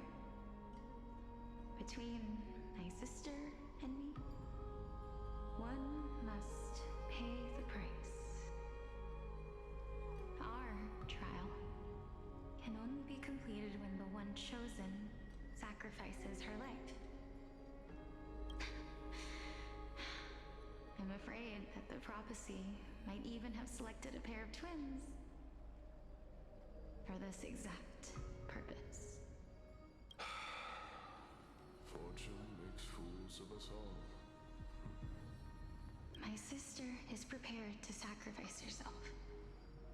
And yet, I can't do the same. How absurd. My time is almost up, but I'm still afraid to welcome death. What should we do? If I'm ultimately not able to make up my mind... Since Chaos is willing to guide all of us and leave this trial to the end, there is still plenty of time for you to ponder. That's right. Don't allow the fog of an uncertain future to cloud your mind. Trial, prophecy, the topics that they're discussing seem familiar. But these three people must not have left their names in the epics. Otherwise, I would have some recollection of this. Amphorius's history before the Titans were born was complete chaos. Is that not strange by itself? I have long held 3 hypotheses about this. However, let's continue watching for now. Calypso, Polixia, and this warrior. I seem to have met him somewhere before. Regarding this matter, Naius, are you confident that you'll complete your trial? Of course. Though, I am worried about what will happen once I've emerged victorious. Nice. Looks like you have made up your mind. Yes, this is the safest course of action. Completely separating courage, honor, tenacity, sacrifice, and reason. You really know how to make things difficult. Please, young lady, witness my fall and demise. Lady Calypso, you shall host the soul-rending ceremony. I do not understand. Why would you dare to sacrifice yourself for a future that you won't get to witness? Because this is our destiny. The power that resides within me is so intense that I will one day be engulfed by it. Furthermore, a valorous death before glorious return has always been the path I chose to walk. A journey I began long ago. If your sister or Chaos were in my position, I believe they would make the same choice as well.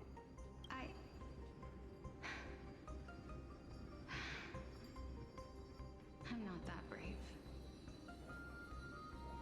I don't know how I'm supposed to face such a serious affair. Despite being Death's chosen one, it seems you still don't know how to face it. Let's chat, young lady. Perhaps I shouldn't end my journey so hastily. Since there's still time, I'm not worried about letting fate wait a little longer. Of course. This warrior is Lord Naius. As the embodiment of Nikodor's divinity, he entrusted his life to us and allowed humankind to end his madness. That means that what I'm currently seeing before my eyes is, in fact... Looks like one hypothesis of mine has already been proven true. These heroes are the true forms of the Titans, before they attain their divinity. If so, the chosen one of death that he speaks of is actually... Polixia? Is the previous form of Thanatos? But her appearance... If this is true, as long as we can find out where she went, we'll naturally be able to figure out the location of the Death Titan. But before that, we first need to witness what ultimately happened to Lord Anaias. Oh my goodness sakes. We are in Castra's point of view, okay. Which means quick lineup.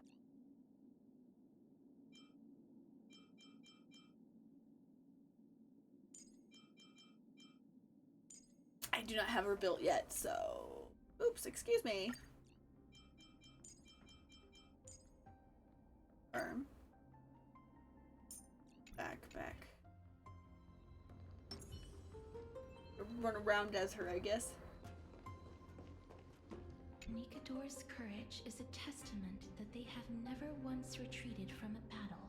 I've heard that these words are still engraved in Castrum Kremnos even today.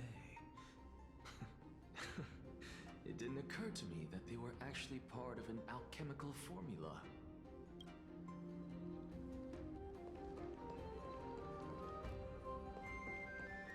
Lord Nias's honor is sealed here. Incredible.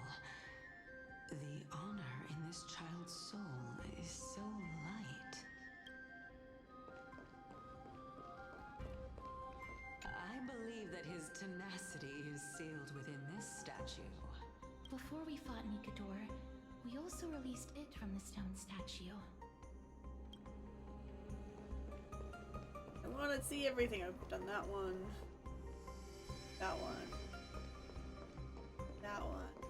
Nikador's courage is a testament. I've heard that these... Yep, I did that one. Sealed within this statue is undoubtedly his sacrifice. They use their own body as our city walls, keeping out and protecting us from the pervasive spread of madness. They are acutely aware that if the end times were to arrive, there would be nothing left in this world to conquer. Okay, that's the one. Courage, tenacity, sacrifice. And finally, the only thing that remains is reason. Cheer up, young lady. There is no need to shed tears over a glorious death. All farewells in this world are sorrowful, Lord Nias. No, young lady. As a warrior, I have witnessed too many bitter deaths. But now, all I feel is peace. I did not know until this moment that mortals could live their lives in such a way. Although only a sliver of your soul remains, you remain so optimistic. Or maybe the truth is that you aren't able to feel sorrow anymore. To be honest, I don't know either. But I am certain of one thing. This is not an acceptance of death nor apathy toward it. It's not even a feeling of despair. I am just enjoying what remains of my life to the fullest. Enjoying? Indeed. Along this journey that we've taken together, not only have I changed the world, I myself have also changed in the process. And now I have reached the journey's end. When I look back and see the grand epic that I've personally written, how could I not revel in that fact? Because they end up getting forgotten by history. But when you depart the mortal realm, won't all of your accomplishments be reduced to nothing? Separation and death are two sides of the same coin. Reconciling this doesn't come easily for a mortal. Finally, let me recount to you a story of mine, young lady. The first time I returned from the battlefield, I felt extremely hollow.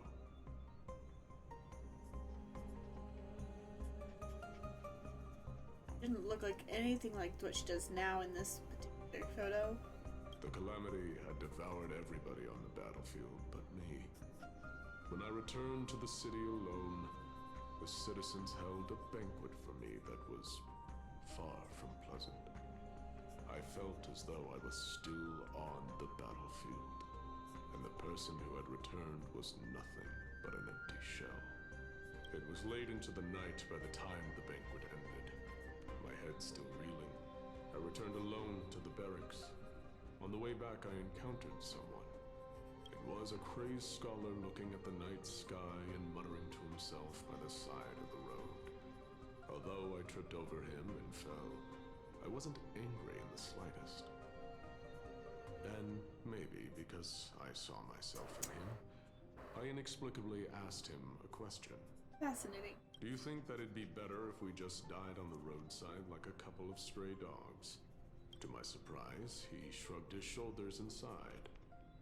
To someone who is currently experiencing death, dying and living afford the same amount of bliss. Now please go away and don't block my starlight. Are you trying to say that there is no difference between living and dying? For they are both journeys that lead toward death? That's exactly what life is.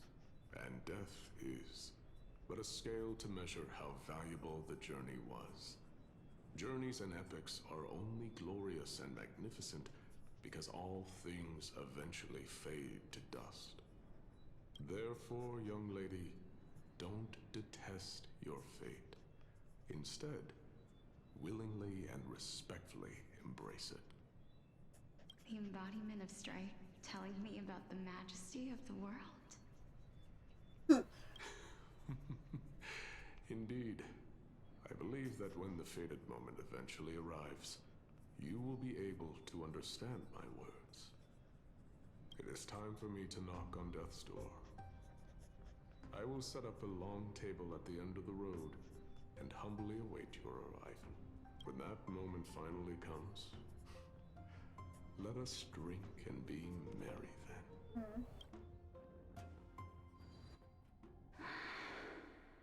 I knew this day would eventually come.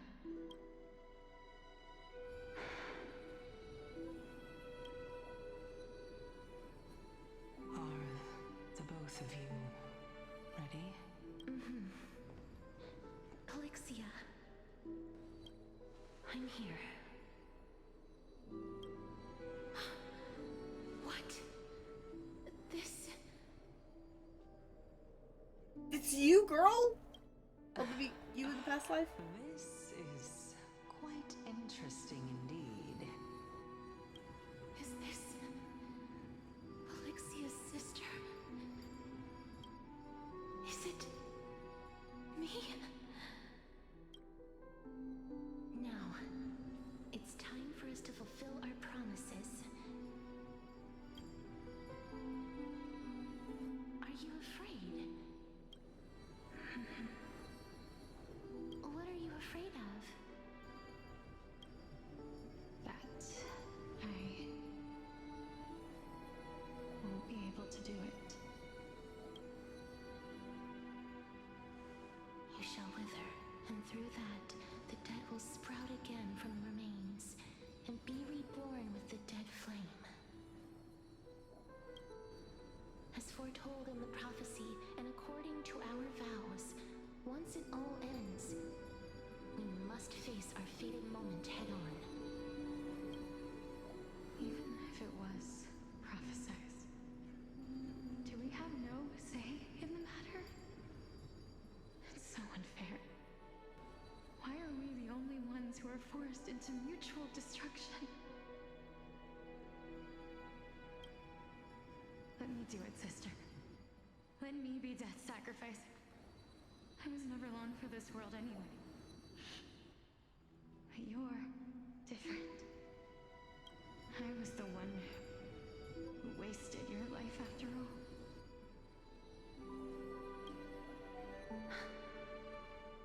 You're wrong, Polixia. I don't think that my life was wasted. Just the opposite. When I finally arrived at this destination and looked back at the journey I took, I discovered that flowers had long since bloomed along the path I walked.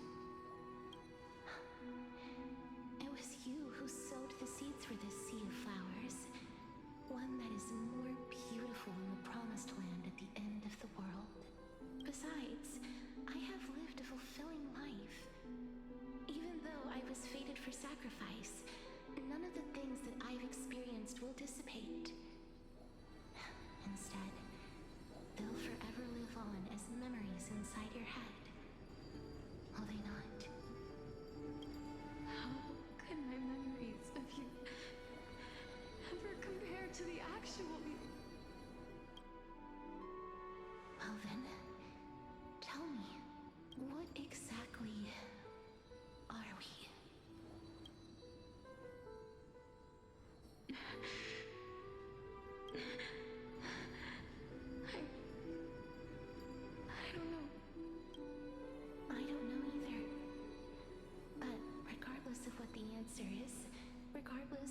were shaped by others, or even by this world.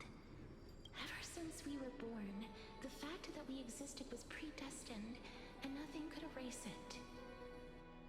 This is why I will always, always be by your side.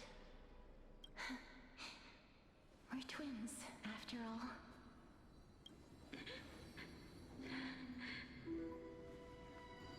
All right, my dear Polixia. It's time to extract my heart and light the flame of death.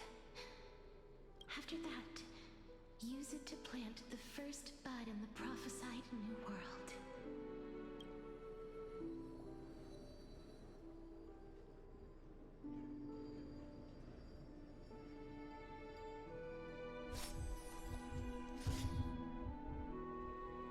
Brutal. If I imparted my knowledge of the art of alchemy to you, would you use it to resurrect someone you loved? Death is inevitable. In the days to come, I am certain that someone whom I cherish deeply will leave me for good. If such a mighty power really existed, I think I would use it without hesitation. Even now, my answer remains the same. This is why, sister, I promise you, in the prophesied new world, I shall plant the first bud on your behalf. Go now. Return to the ocean god's treasured pearl, our hometown. I shall open wide the entrance to the Netherrealm and grant you a second life. The living beings on this earth shall respond to my call and lead you to the sacred daylight. Remember, do not look back on the land of the dead, and do not stop moving. In the new world promised by the prophecy, march toward your new life. As for the price of our equivalent exchange, let me be the one to pay it. Everybody, we've come to the end. Unfortunately, I am not compatible with the Supreme Being, so I was unable to completely fuse their soul into my own body. However, being able to glean all this from them is exciting enough. I'm certain of this now. Before the Titans that we are well acquainted with were born, a group of heroes roamed the land. These heroes followed a prophecy and took possession of divine authorities one by one, until they eventually became the pantheon of the New World. Okay, that tracks. Okay. They are basing it on Greek mythology. Like, it's very different, but it's like... Okay. Okay. Just like the flame chase journey of today, Amphorius' history is cyclical in nature. What a startling revelation. This means that the demigods, who bear the core flames, will also become the new Titans at the world's end, thereby shaping a new world? I believe that this is the truth behind the Era Nova, as mentioned in the prophecy. This is utterly unbelievable. Besides, those twins in the past, even if they really are Thanatos, their whereabouts are still unknown even today. Are their whereabouts truly unknown? Didn't Polixia mention that seaside town? The birthplace of alchemy in the Tale of the Dragon. In our world, there exists a city which perfectly matches that description. Styxia. But the people there worship Fagusa and bear no relation to Thanatos. I've also never been to that place, as in the time of Idonia, it had long turned into underwater ruins. Take this. This is... the New Sporist masterpiece, the Philosopher's Stone. It was made by transmuting all of the sages' wisdom into a single entity, with their flesh and blood as its foundation. Remember? I've mentioned before that the art of alchemy is all about conversion, tempering, and ascension.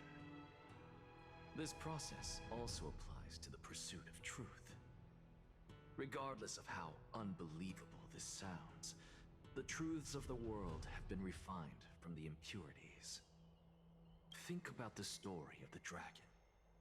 This stone will lead you to your real hometown, allowing you to reform the door to the Netherrealm and discover Thanatos' fate. You still look as confident in your victory as ever.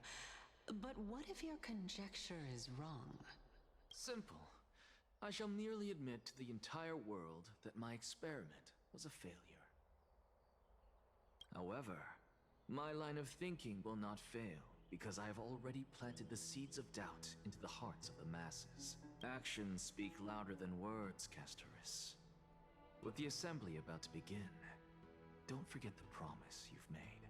I've already searched for so long. I'm willing to try one more time. While we converse, her life is also slowly slipping away. But before I leave, I have another question. What exactly did we witness just now? That was the world imprinted in Kefali's soul. If we are to prove its existence, you must take the final step. Go. Do not disappoint me. I understand. Lordy. Hey, child of humanity. Don't get antsy.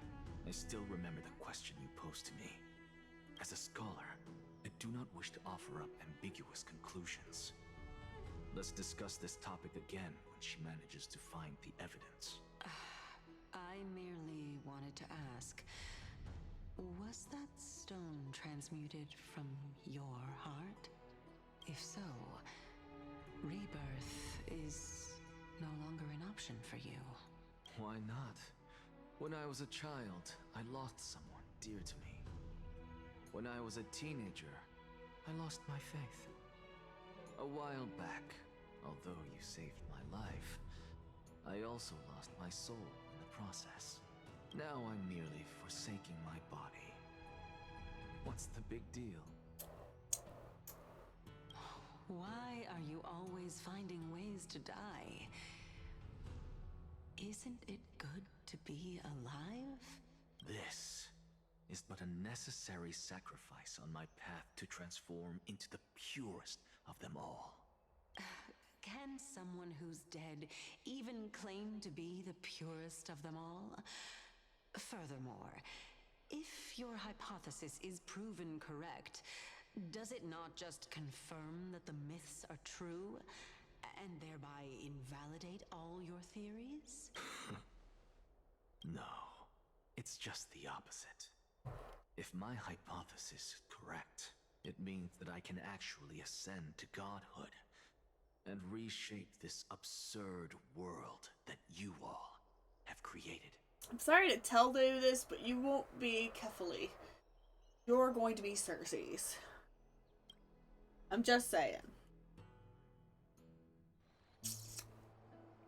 Just... That's a lot to take in at once. They changed places on us. Lady Aglaia, please, let me explain. Go on. You know that the core flame of death has always been the greatest unknown regarding the Era Nova, which is why both you and Kynus desire to gain the power to control that core flame in the approaching Citizens' Assembly. Professor Anaxa has come to a consensus with Kynus.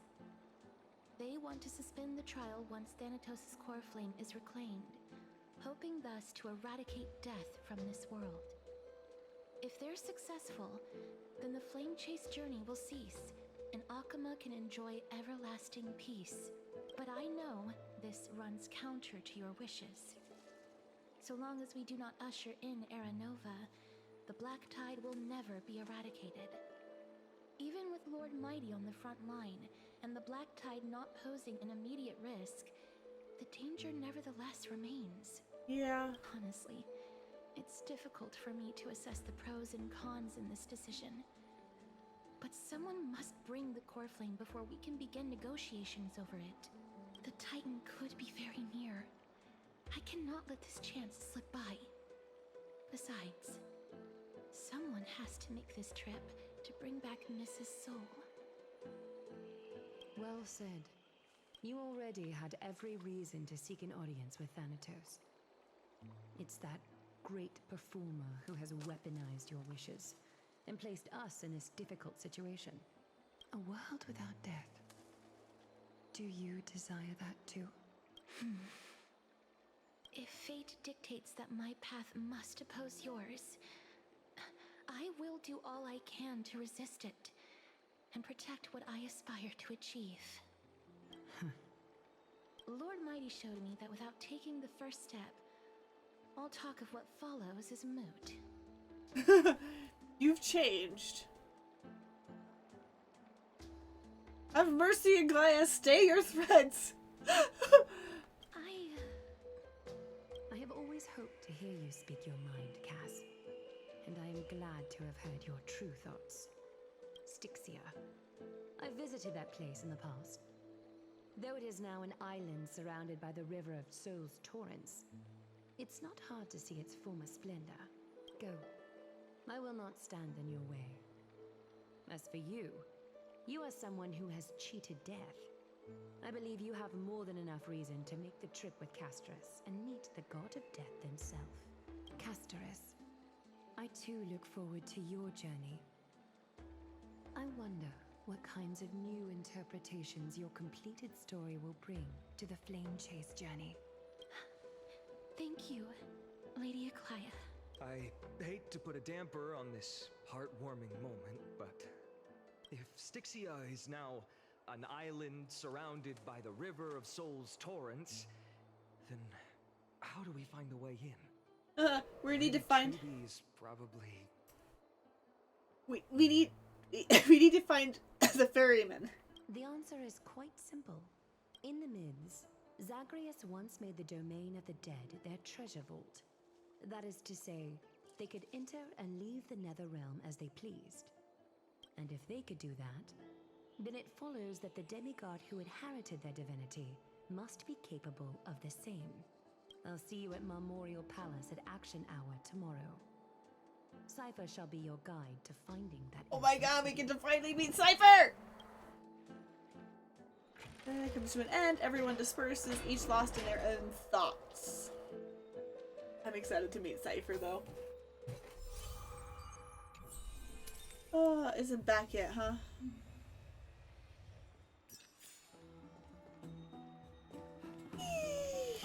Okay, what am I doing? Oh, Cypher. Let's see, stop the spirit thief.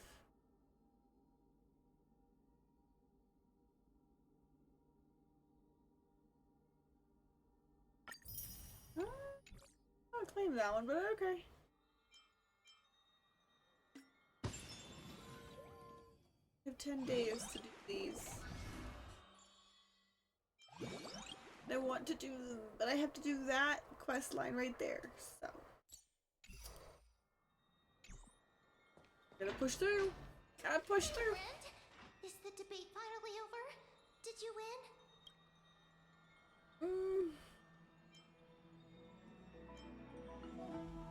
We managed to do it. What a glorious defeat. You sure know how to look on the bright side. Well, moving on. I was hard at work even while you were at the debate. I borrowed a mountain of books from Cass to see if I could find a way to solve your problem. Let's see. I still have only 32 books to go. Oh, ma'am. It's okay, ma'am. We found a way. Oh, that's fantastic news. I knew it. Hard work always pays off. Especially if you're as diligent as ma'am.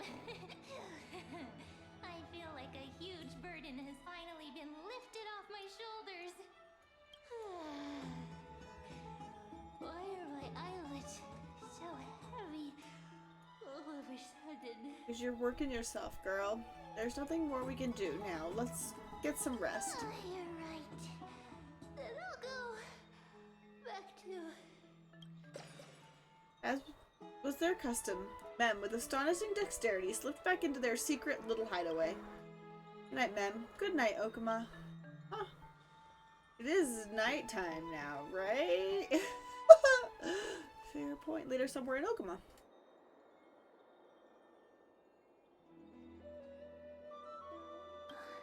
Cass? What a surprise. Lady Treby. Is something troubling you? I just wanted to speak to Lady Trian for a bit before I set off. No matter how breathtakingly beautiful Styxia once was, the place is now the domain of the departed. There is no telling what we'll encounter there. I don't want to have any regrets. Has anyone told you that your eyes are sparkling today? Is that a figure of speech? In the past, when you did smile once in a while, all of us could see that your heart remained troubled even as you smiled. Lady Treby, you know perfectly well that see you tomorrow is nothing but a white lie.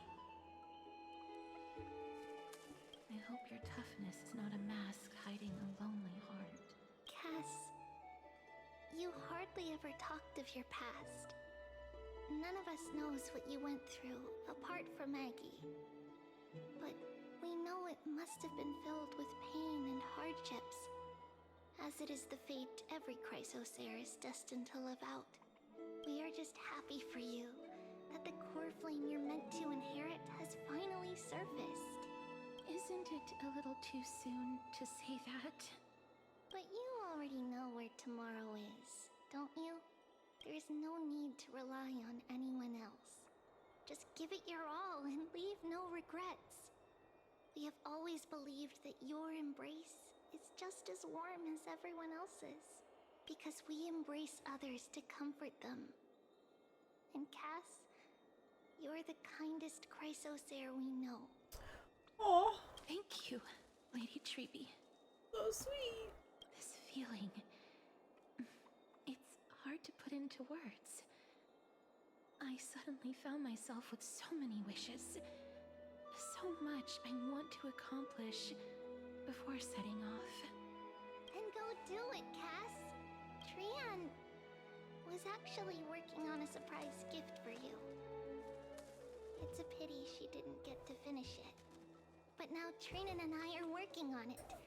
And we'll make sure to give it to you. You're so cute. You're such a cutie patootie. So, let's meet back here when you return from Styxia. Safe travels.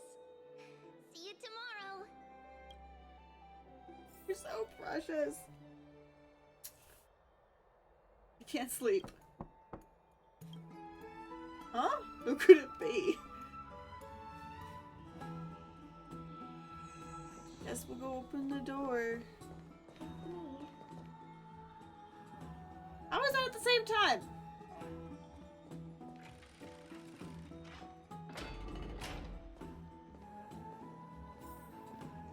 Hi, Cass. I hope I didn't wake you. Nah. It is a luxury when you're at my age. I'm glad to see you're as full of life as ever. I thought it was funny. I'm here because of private matters, actually. If it isn't too much to ask, I'd really like it if you could come along with me to retrieve something. Sure. Aren't you going to ask me what it is? It isn't a long way from here. Shall we? I don't think we need to. I just want to hang out with you. I'd love to go in and take a look.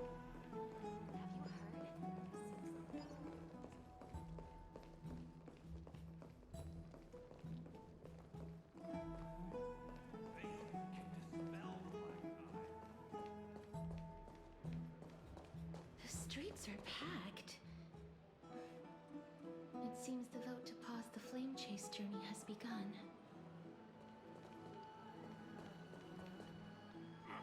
I want to vote! Tell me how I can vote!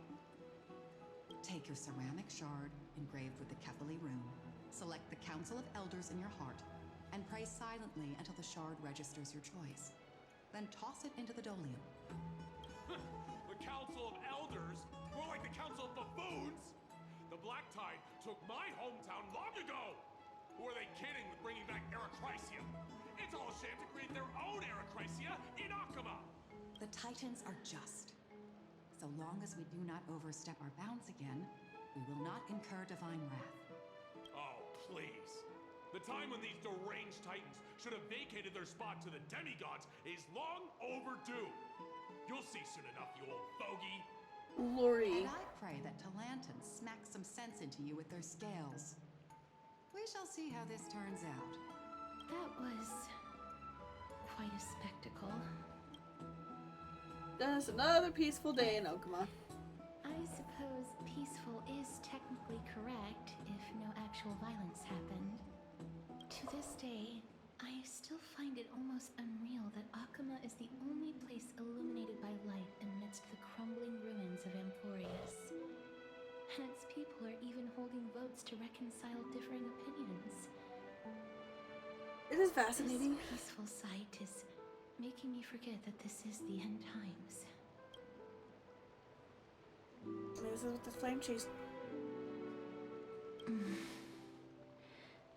Before coming here, I had lived for many years in Idonia, a city of rime and frost. The people there were devotees of Thanatos, and were well known for their unique burial rites and traditions. Traditions that I played a major role in. Yes. You now know me as the Mortician of Akama. But back in those days, I was Idonia's maiden of war. I was trudging across the frosty plains on my own when the Idonians found me. They saw the curse in me as a blessing from Thanatos, and believed that my hands could correct the Erechrysia's mistake and lead them to meet the great god of death. They provided me shelter, but in return, I was expected to grant merciful deaths to war captives, prisoners bound for execution, and heroes alike. Is that how you see it too? But no matter how kind or cruel the means, nothing can change the essence of death. Taking away someone's life is never worthy of religious worship. Oof. I can't do it. Their voices, they pierce my ears. The pleading, the thanks. Ah, I know that feeling, child. I was once as lost as you are now. But you must respect those walking towards death. Just like how you should respect yourself as the Holy Maiden granting humans glory and liberation. What you're asking me to do is no better than the task of an executioner. And yet you want me to respect myself. No matter the titles, I am still taking away human lives. This won't be the first time that Idonia's fanatical nether warriors have faced death. On the contrary, recruits new to the battlefield often run away from their first fight. Death is the mightiest and gravest power in this world. The fact that you can wield it means you are deserving of respect. Oof.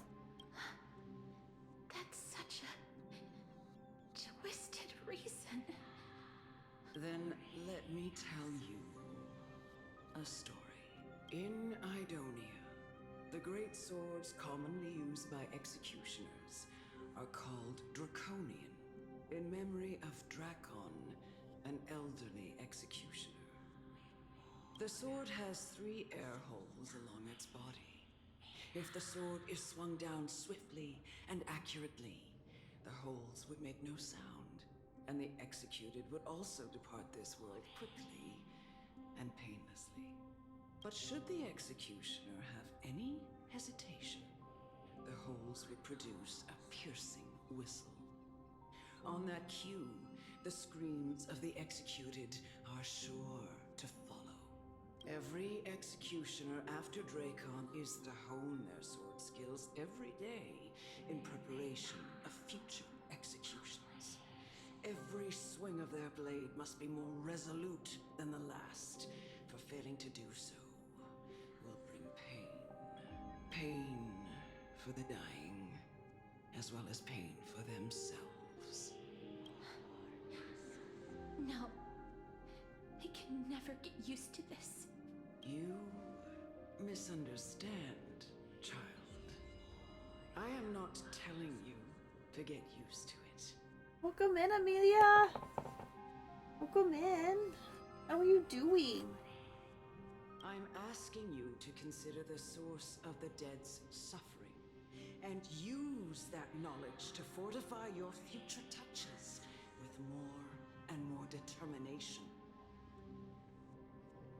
Go, walk with the dead and love them as you love life. Then you'll no longer hear those noises.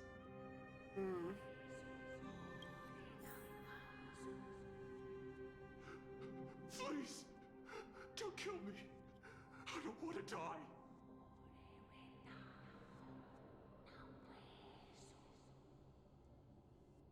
I've been okay. Just playing some of the game. We were getting in some stuff. I've been pretty good though. And I hope you can get some sleep soon, but I hope also that you're playing your game is fun.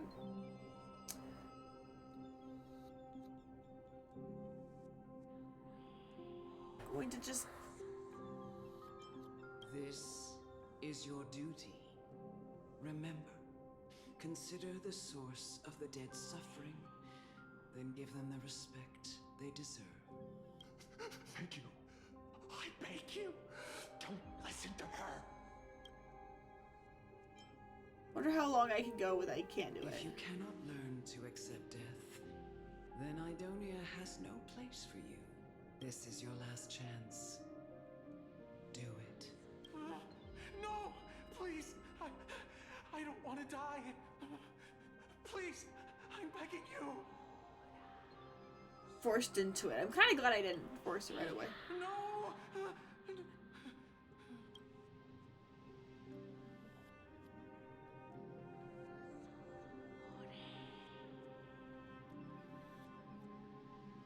Oh no.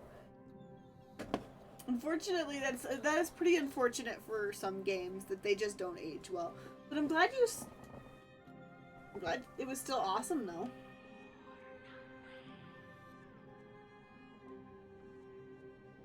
A gentle touch of the prisoner's forehead with your finger. His face is pale.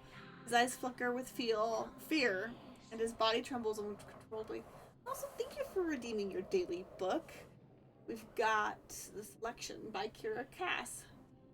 It's been a while since I read that one. I remember liking it. I don't think I read the rest of the series though. It is because of fear, anger, and hatred, or is it your so-called merciful touch of death simply a lie? Dark purple models spread like petals across the death row inmate's face. Then seemed to be submerged by spring water flooding his body. His trembling ceased, and the cries that had once begged for mercy slowly turned into a sigh-like whimper, as if the murmur as he murmurs to himself. Quickly, everything falls into dead silence, turning into pitch-black dew that scatters with the wind. You hear your own heartbeats drown out the sound of heavy breathing. Maybe gain some insights through his sacrifice. Is this all? No. don't like you, lady. Go to hell. This is just the beginning of Actually, your I take that back. maiden Of war. May your god not grant you death because of your imbecileness being a mean person.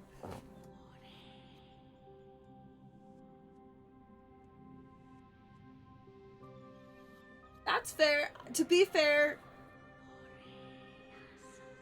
I don't read as books nearly as often as I did in my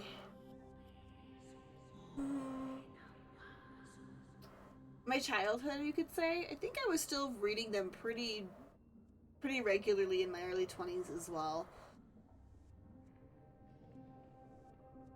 Don't get me wrong, I love reading and I still want to read plenty of books, and there's still books that I read, and I have a collection of things, but it is harder for me to sit down and read a book more often than not. To be fair, I have read books within the recent last year or so, but I do find myself gravitating towards more like comics and stuff like that, like manga. I find them, mainly I think it is because books, I have to dedicate so much time to reading them, and it's really hard for me to put a book down, and as an adult, life interrupts you all the time, and so it's I get very angry when somebody interrupts me, so it's harder to get into a book, because life just kind of has made it harder, versus like a manga, a comic book of sorts. Honestly, manga specifically, I can read in like 20 minutes, depending on the manga. Sometimes they take a couple hours if it's a longer, more dense read, but they're not very long. And I find I can like do spurts of them.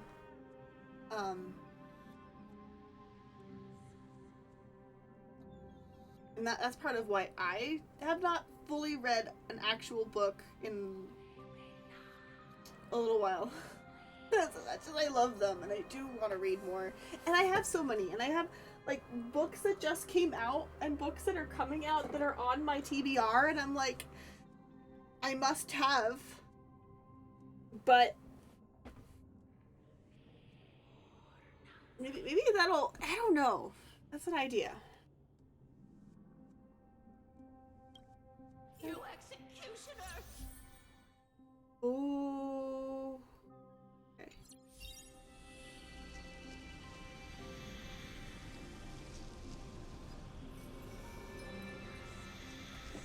So we are.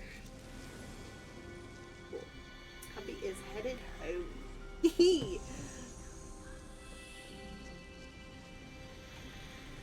Executioner. Oh, they really are playing into this. The normal cast doesn't do this. Okay.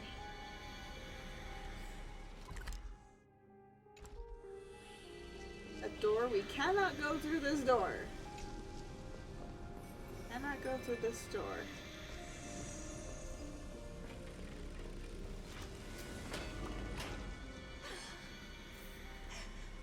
Holy maiden!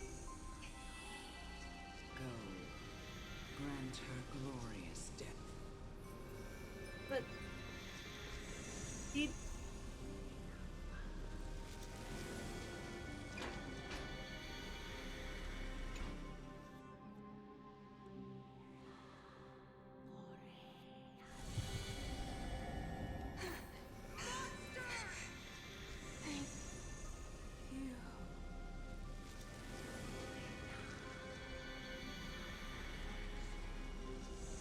That's fair.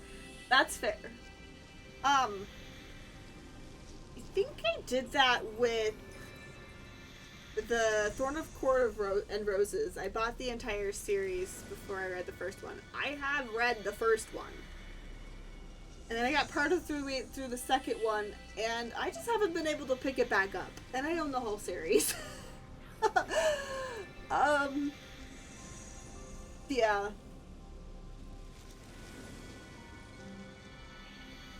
Monster.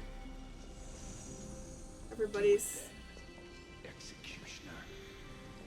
You heard him.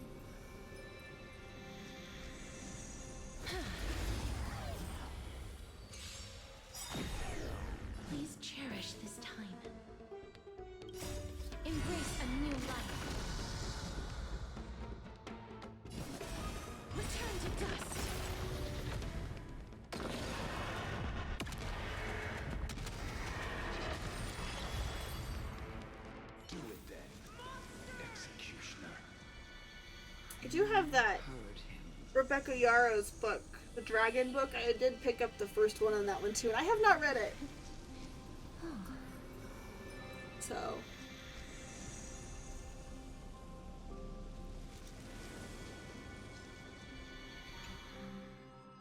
But I do that too. Curse you to live in eternal pain. Executioner. Oh my god, is that a child? What the? That's not right! No! Please. Grant me release. You know what to do.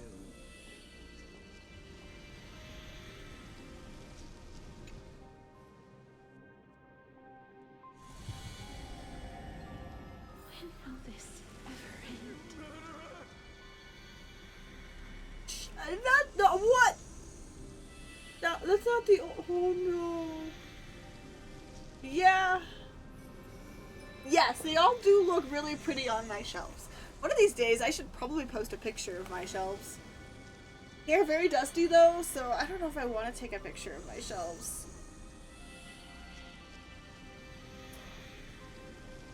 How many shelves do I have? I think I've got 3 shelves with just regular books. And 3 shelves with manga. And then I got 1 shelf that is mostly just got decorative and my D&D stuff on it. I think I have a mini shelf back in my office here that's got all my non-fiction books, so to speak, and stuff.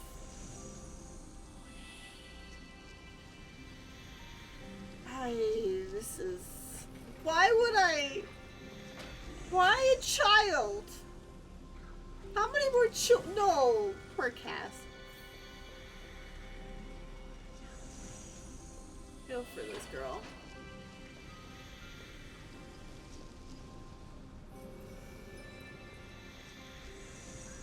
So many children.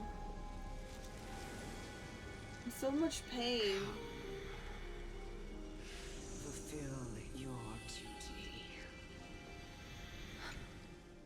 What are you trying to do with me?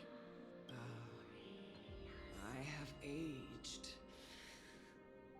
The time has come for me to heed the summons of Thanatos and journey to their domain. No, you're not allowed to. I refuse. The final resting place of every Idonian. You're not that old yet. You still have many, many years ahead of you. No. I'm already dead. For I have come to fear my declining health and impending death. No. You do not get my embrace of death. You do not deserve this. Castorus, will you give me one last chance to charge towards fear and prove that I am no coward? You are completely a coward. That's fair enough. You know, honestly, even like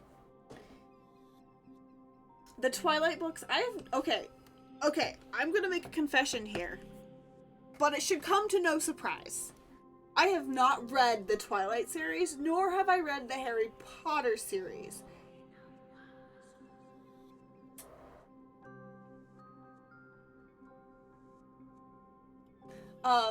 But also the Harry Potter specifically, I grew up in a, my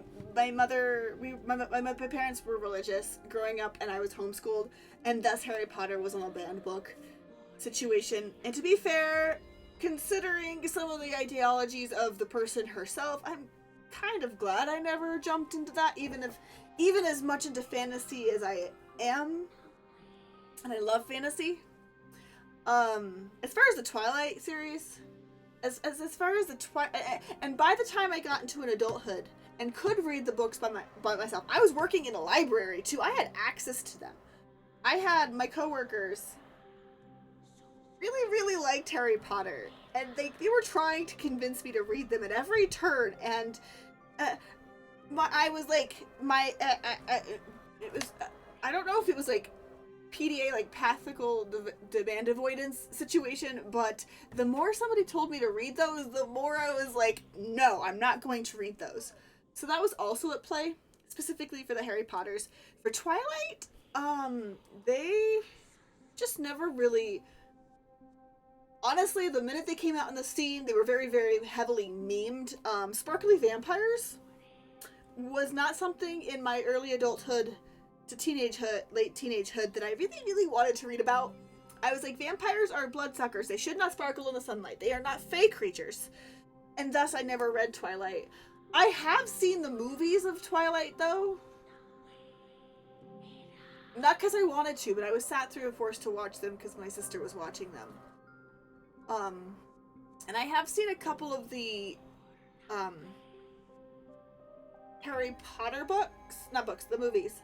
I think I've seen the first 2 movies and the last movie. So. And, you know, I've been chronically online since 2010. Through osmosis, I feel like I have a pretty fair understanding of Harry Potter in general. So, and Twilight. Granted, I did see the movies, but even then. So I feel like I have a pretty fair, through osmosis sort of situation there.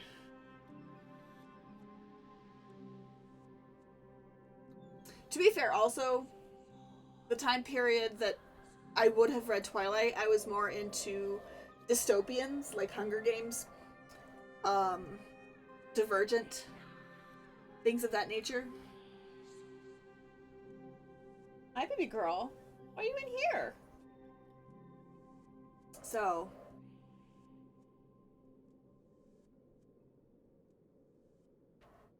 But.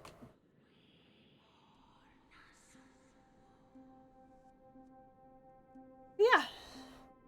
That, as a book lover, it is one of those things that people would assume that I have read both of those series, being they are such prominent pieces of pop culture that I have not.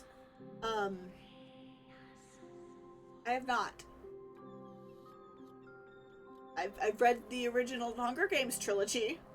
I actually did not finish the Divergent series. I think I read the first 2 on that one, and the second one was weird, so I didn't go and read the third. So. I can't take this anymore. Child, it was I who brought you here from the frosty plains and set your farcical fate in motion. It was also I, Chief Executioner of Idonia, who forced the heavy duty of executing others onto you. Don't get me wrong. I judge nobody on what they like, and if you like Twilight, 100% good. Like, I know there are flaws with the series. I know people who love it also know the flaws with the series. And then there's some interesting, like there, and I like, and also like the history behind it, and the, like, being my personal ties, familial ties, not with her specifically, but I do know she's in the, yeah, she's Mormon, and all of her books are very heavily influenced, all those books are heavily influenced by the Church of the Latter-day Saints, and while I am not of that church, and neither is my mother, I grew up more non-denominational Southern Baptist kind of situation here. My grandmother basically married the first truck driver out of town to get out of marrying any of her Mormon cousins. So my family is very genetically linked, unfortunately, to the Mormon Church. And at this point in my life, I am not practicing any faith. At this point, but I have seen so much rhetoric and around that, and that's, I think, part of the reason why I don't read them now. Mainly because, like, I'm like, I don't want to know any more about the Mormon Church, even subconsciously. And I know they're not like directly, but there's enough influence in there. But nothing wrong. I don't judge anybody who enjoys any of those books. I judge a person more based off of their actions, and then I do what they read. What they, like, with few exceptions. There are exceptions. But Twilight is not in that category for me. Not in that category for me. So.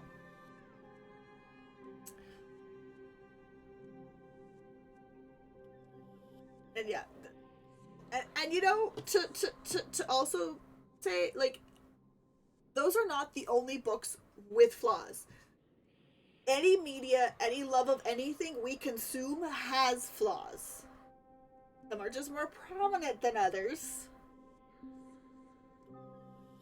And I have seen many a published book that probably shouldn't have been published.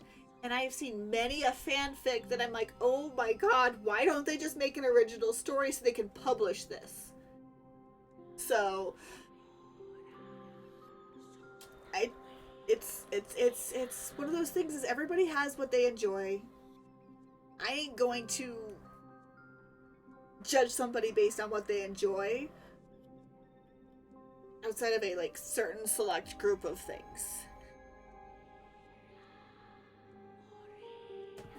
Gummy! Thank you for redeeming your daily book. Ooh, you got a Little Princess today. Which, that in and of itself is a good book. I think actually I was introduced to Little Princess with the movies before I was introduced with the book. Same with Secret Garden. Ooh, you also redeemed a daily joke. Why didn't the Melons get married? Because they can't elope. That's hysterical. I've always known that you have doubts and even anger about my faith and about me. Baby girl. Yeah, I don't like you. I don't want to give you the sweet release of death. I never had a choice. Ooh, come here. Come here, Pixie. Ooh. Hi. Indeed. We essentially abducted you. No, I don't want you licking my face. You know that. Yet you can end any sinful life with just a touch of your fingers. Shouldn't it be easy for you to escape from here? Badly timed. Gummy, thank you for redeeming Mysterious Sounds. That was badly timed, though. We are dealing with death over here. Hi. What are you giving me that look for? Giving you pets. I told you I don't want you licking my face.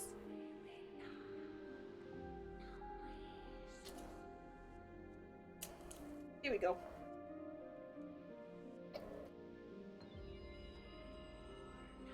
Still badly timed. Granted, it is a mysterious sound. I should have known. I have so many sounds in there. It could have been anything. I'll never do that. It doesn't matter how lightly the Idonians take death, or how readily they accept it. I simply can't do it. I knew I was right about you.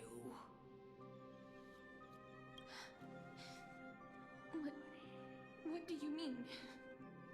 I've taught you and cared for you as my own daughter all this time because of this blessing that's been with you since your birth. I know no one else in the world would understand the weight of life and death more than you do. In the eyes of an Idonian, death is the end of all life. A destination we will all eventually reach. Humans should not resist it, but learn how to face it. You can only live your life to the fullest after understanding this principle. And when you do, even if you eventually leave Idonia's protection, even if you must carry the curse forever, you can live with your head held high, like everyone else. No! How can I? Come now. It's time. I've already taught you all that I know. No. Show me that you are a fitting holy maiden. Or at least that you possess the resolve to become one. I don't think she wants to become one. Come now. It's time. I've already taught you all that I know.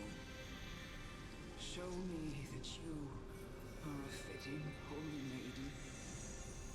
Or at least that you possess the resolve to become one.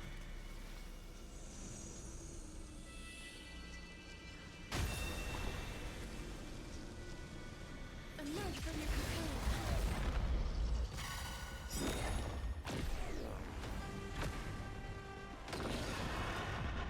Ow, you just kind of... Castress, are you like... arming the whole team here? Just took the life of most of us. Oh, but you also gave it back, so... not hating on it. Stand still. Ow! Okay, fine. We're gonna remove all of your shields. We're gonna gain shields for everybody here. Yeah, you too. Sleep well. And hopefully sleep comes fast. And it is beautiful. We are summoning them.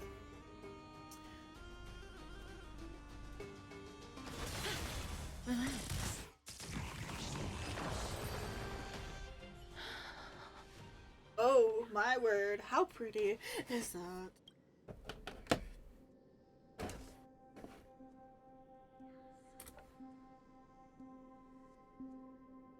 That is something I am grabbing.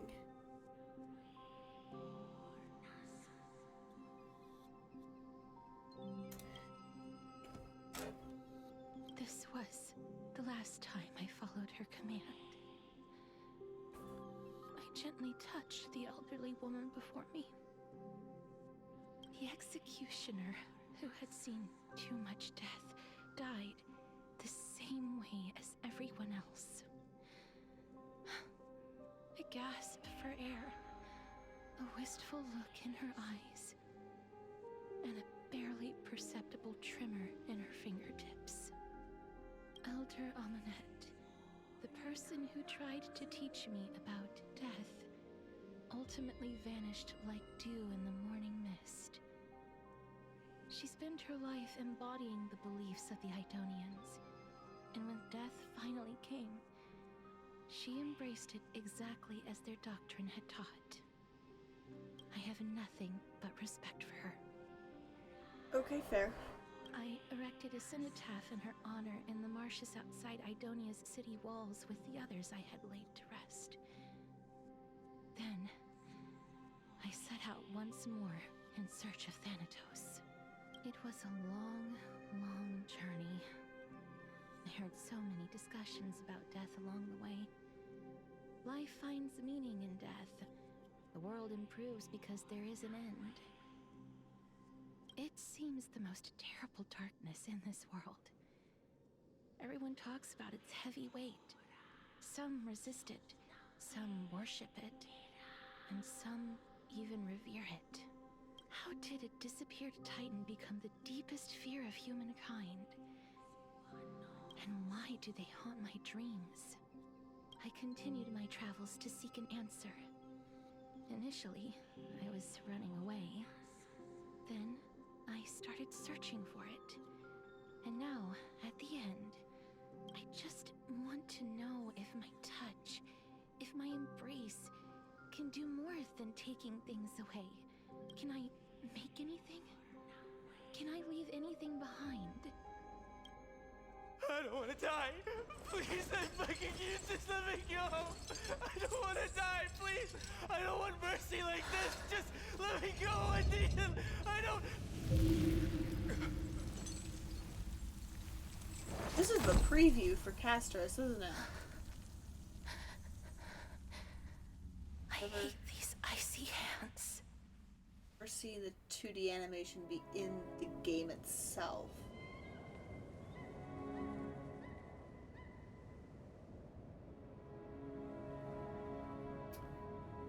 Oh, wow.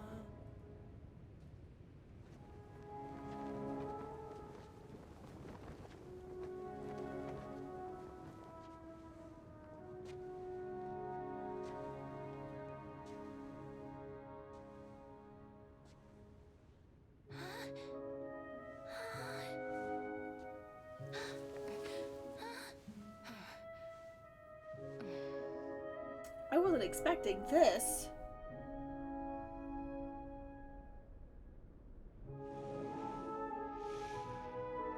Get it over with.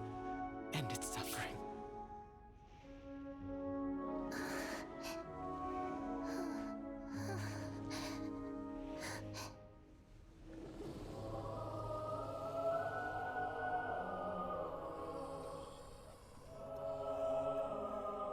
The Reaper has blessed your hands. Only you can grant them peace.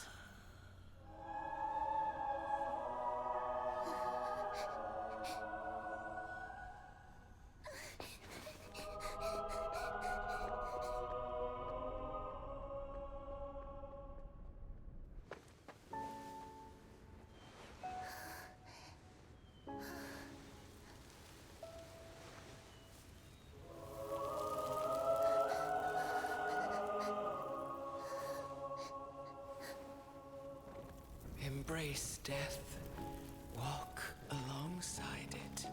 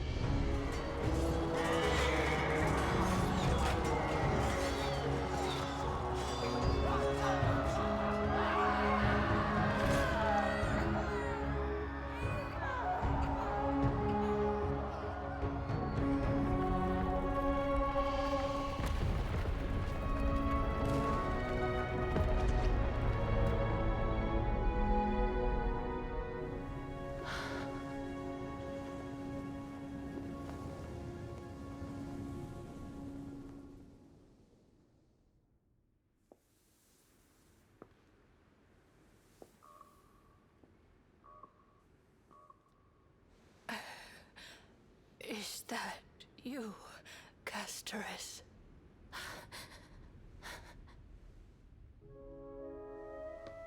All of them have gone, heeding Death's summon, crossing into their domain.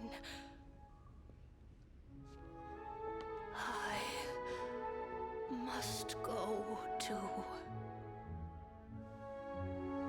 I don't fear it, just I have some regrets. Watching people leave this world again and again, it must be lonely for you. You must want to desperately embrace them before they go. I can't. These hands, they're too cold.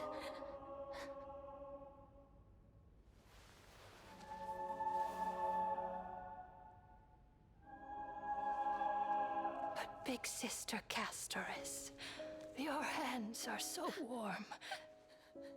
Just like anyone else's. So go on. Don't hold back. Give me a warm hug.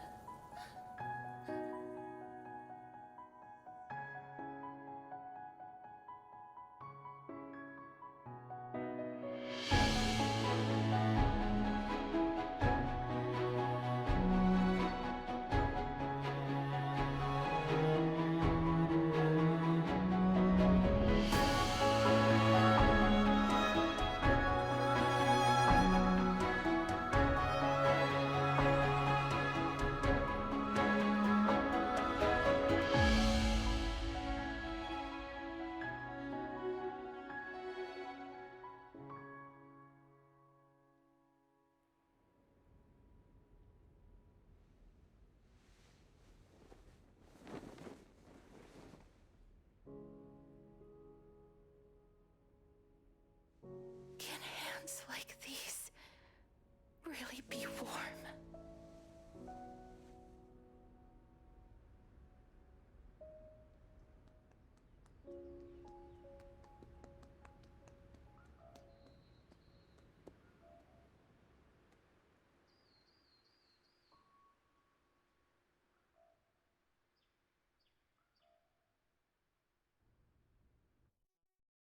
On the day that Orynyx's trial ended, you must have had many questions. I felt just as confused. Why, as someone from beyond the sky, were you so cruelly dragged into Amphorius's fate? To be fair, we kind of dropped it on you, but, I wished I could take action, but no matter how hard I try, I cannot simply interact with the living as ordinary people do. Even when we brushed against each other unintentionally in the grove. And it was obvious that nothing had happened. When an almost unattainable hope finally welled up in my heart. When I thought that perhaps my touch would no longer bring sorrow. Fate declared to me, it wasn't that the curse of death had finally been lifted. I don't remember if I've grabbed that one. I remember grabbing the other one.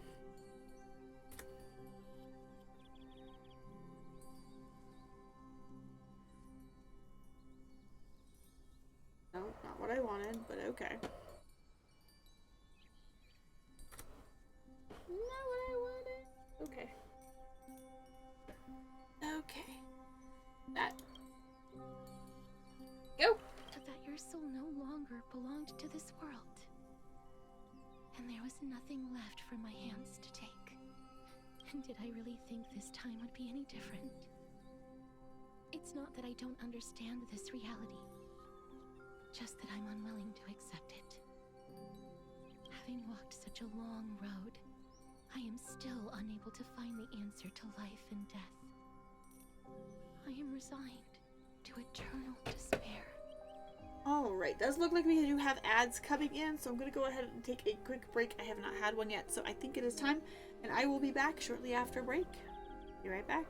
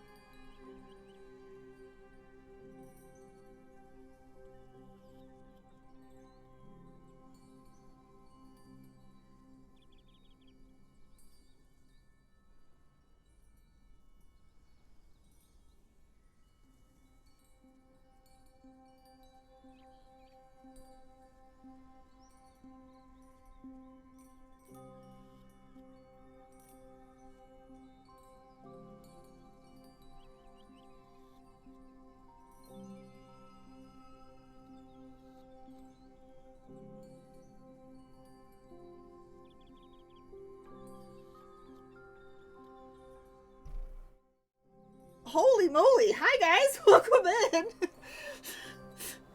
I was just taking a break because we had ads rolling, and then but thank you, Ren, for the raid. Thank you, and welcome in, everybody. I do understand, though, if anybody needs to raid and run, your mental and physical health is the most important aspect of this, but thank you so much for the raid, and welcome in, everybody.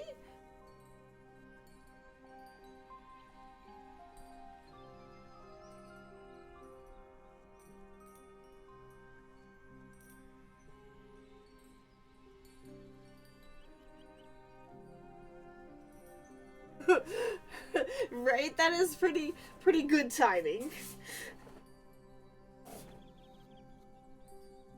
But yeah, welcome in, everybody. We are playing Honkai Star Rail today. And yeah, it is going very story driven today. We are talking about concepts of death with our Miss Casteress here, but it is good stories. Yeah, a little deep. I was not expecting it to be this deep today when I started. But I am trying to push through with some of the story because I need to access the event stuff that's going to be gone in 10 days. And to do that, I need to have finished some of the story. But I was planning on moving through the story more, so. But yeah, deep but good. I'm enjoying it anyway. So. But how was stream?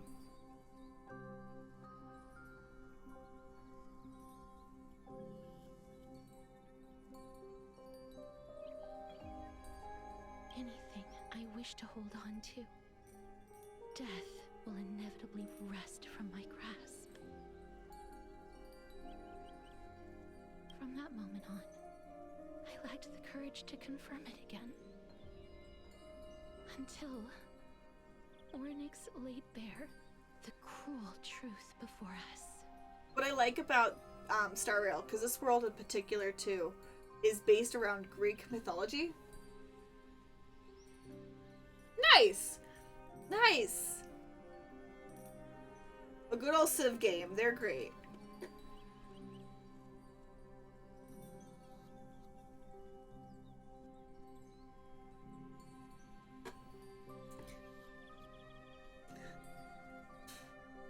That's good.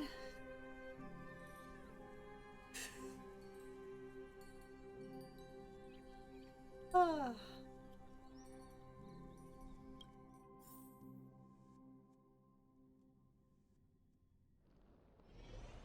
But now, perhaps I might have one last chance. Good old Civ. Good old Civ.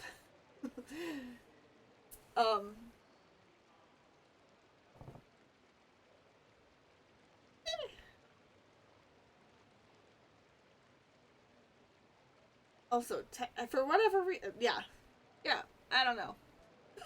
Long ago, Words are hard. Trina read a prophecy to me. At the end of the Sea of Flowers, the souls of the living shall warm thy fingertips, and after an embrace, there shall be eternal separation. I found no surprise in it, for her words sounded not like a foretelling, but a perfect reflection of my past. Embraces in this world are born of reunions. Yeah! And my touch speaks only of farewells. Yes. In that moment, I Definitely do the self-care and all the things necessary. entirety of my life. And thank you for redeeming your daily book. But yes. Have a good rest of your night.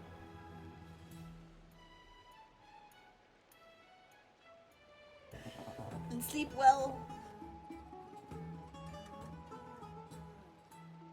And yet, things have taken a turn for the better. Now that I can finally have an audience with Thanatos, Perhaps I can rewrite the meaning of that fated prophecy. I have no reason not to give it my all. All right then, let's For your go. sake, and for my own. Thank you for telling me your thoughts. With that, I won't have any regrets. Castros talks to you about the gifts she gave the other Chrysaor's heirs. Before you know it, she arrives at your gift. Oh yeah, I forgot that this particular part of the story arrived Let's with... put that aside for the moment. We've arrived. I want to retrieve a small gift I specially prepared for you. I made it myself, like the trinket I gave Lady Trianne. I want to leave something for everyone, if possible. The journey to seek an audience with the Death Titan cannot be an easy one. I want to make full use of every moment I have before we depart, so that I don't have any regrets. Fair. Is it a brooch with my face on it? That sounds kind of ominous. Then perhaps you can have a look at it first. You don't have to take it if you don't like it. That's not at all... Look, it's right there. Huh? Where did it go? What's going on? Someone left something behind? This is Oh. the coin of Zagreus and a slate. Oh no. So it's her. Oh no, she's resigned. It's Ooh. Lady Cypher, the demigod of Zagreus whom Lady Aglaia had spoken of. She's a master thief who's left legendary tales all over Amphorius. So many years have passed, yet she's still announcing herself in such a crass manner. Yes. Let's just do as the slate says and look for Lady Cypher. Alright. Dear Princess Homebody, walking through the busy garden, I discovered the remarkable gifts crafted by Princess Homebody. They are truly splendid, and I am most impressed. I'm also taken with your charming presents prepared for the fellow Chrysos heirs. In your right parlor, I observed the beautiful felt dolls, and the beige and lavender striped tapestry, the classic Idonian tripod table, and in the left parlor, the jewelry and exquisite art pieces meant as gifts. This time, I claimed only this modest gift. I fear it would attract tasteless little thieves, so I shall safeguard it for now. Naturally, I've left appropriate payment, a single coin. If the price displeases you, feel free to negotiate its return.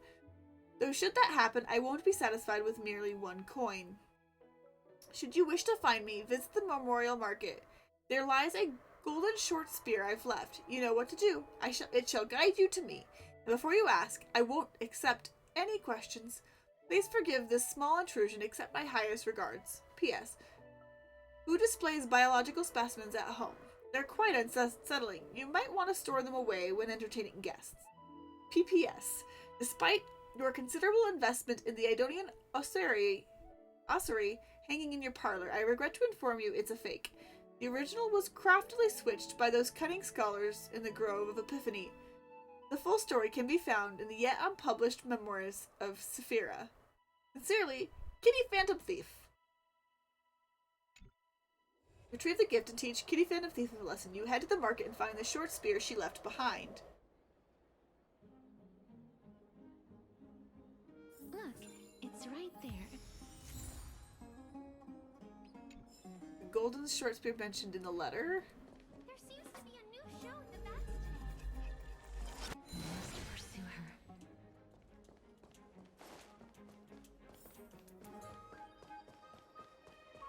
Stop running away, spear!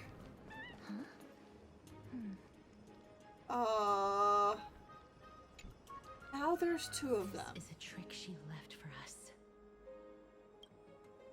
Clearly, the Kitty Phantom Thief wants to play a little game with you. 2 short spears, 1 correct, 1 wrong. Let me check the hint on the scroll. 2 golden short spears. One of the golden short spears engraved with the truth can leave you the Kitty Phantom. Inspect the left Golden spear. Left spear is engraved with the words, "Don't be fooled." The right sphere is engraved with lies. The right sphere is engraved with the words, "Trust me, Grey Mystery." Both spheres are engraved with the truth.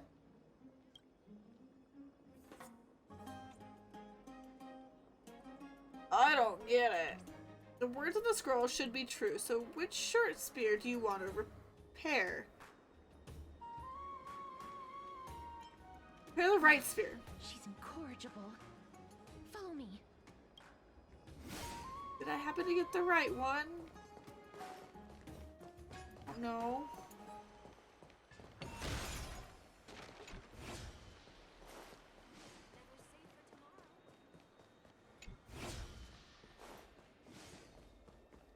May have chosen the right one.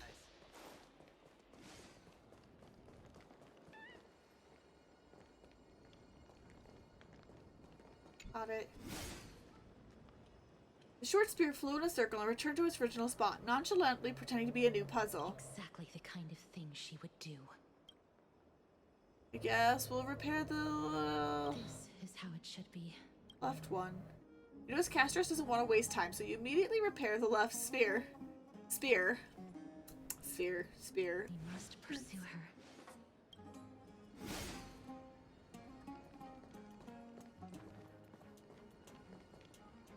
What is that? Okay. Try and grab it. Try and grab it.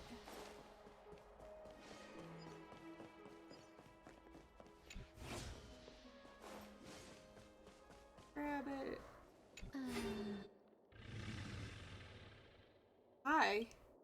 Cypher, if this drum is truly as her, appears to be quite content. Her gaze filled with 3 parts sincerity, 3 parts approval, 3 parts triumph, and 3 parts haha, Grey Mystery, you've lost if you take this seriously.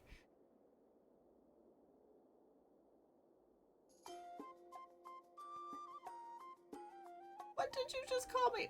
I see, so Adromus is a cat. Oof. She's saying, right. Oh no, yes. After a moment of inner conflict, she reached a definitive conclusion. Adromus is indeed a cat. Lady Cypher, please come on out. You're still careless as ever. Shouldn't you keep such a precious gift near your bosom? Since you know it's a gift for someone else, please give it back to me. Stop hiding among the people and letting the wind carry your voice. Now, since I know it's a gift, that just means I need to milk its worth. The children of the wind never stay for long in one place. Unless your offer is tempting enough to still the wind. What say you? Oof, Cypher. Name your price. I'll give you however much you want. Don't money, I'll...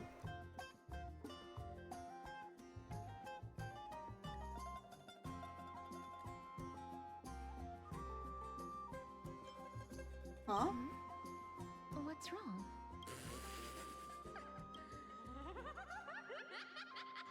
No wonder they call you Princess Homebody. Why don't you two come over to my place? It'll make a better venue for proper business discussions. You can find where I live through the winds I've sown. Right? Piece of cake. I can do that even if I can only sense your soul. Alright, I'll see you there. By the way, everyone cool with me collecting a deposit before we reach an agreement, right? Now, come this way. What? Oh no! Where did my... What? Cypher!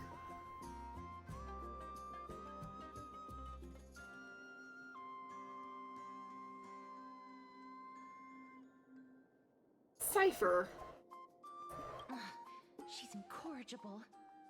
Follow me. Dear Princess Homebody and Grey Mystery, you probably guessed already, I had no intention of showing up at the Packed Beast workshop. This means, of course, I had no plans to return the gift here either. This is just a warm-up for our little game of cat and mouse. But surely you've realized that Kitty Phantom Thief never cared about stealing a mere trinket, right? No.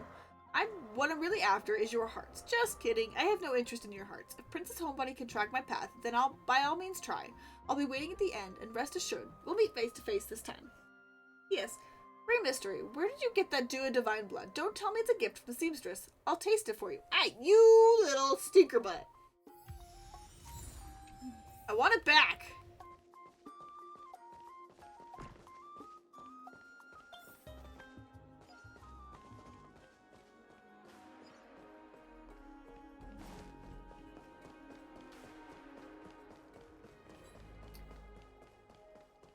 Want it back. Oh, okay. Get up on the rooftops, it seems.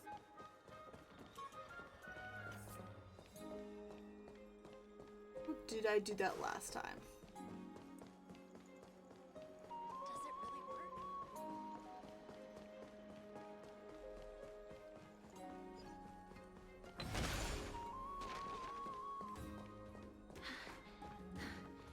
Here we are.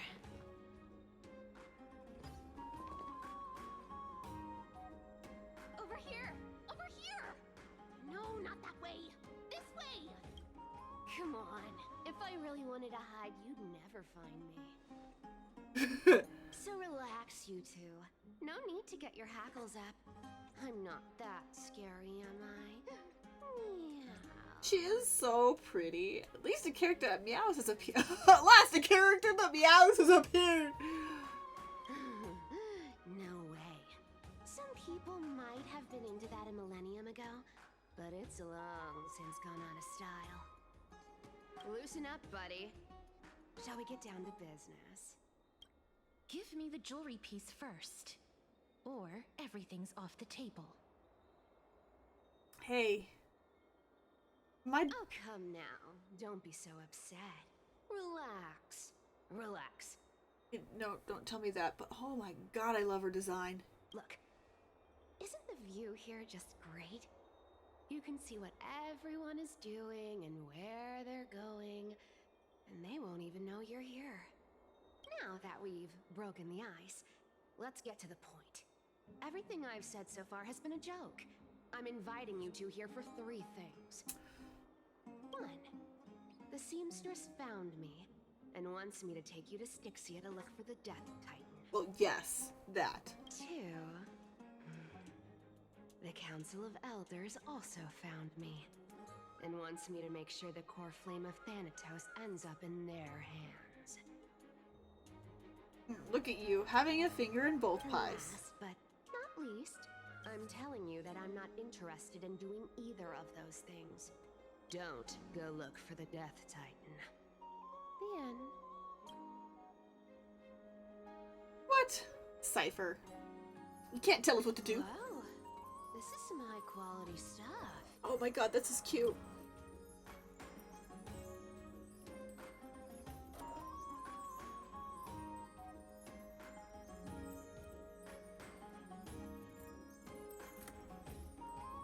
Yep.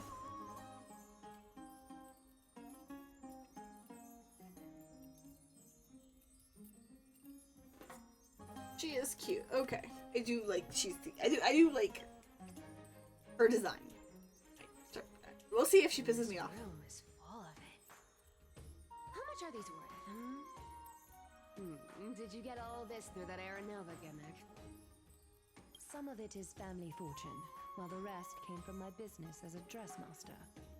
Don't liken the flame chase work to your shady dealings. Wow. I should have busted down your door instead of going around like a thief. Well, spill. Why are you giving me so much money? Payment for doing work. You're worth this much. Did you forget my stance to all this? I thought I made myself very clear. You wish to run away. Run away from your responsibilities, from the prophecy, and from your destiny. You shall walk with greed and die over petty change. I understand this prophecy weighs on you immensely. That is why I have never reproached the demigod of trickery for running away. But I need you right now, so don't turn me down.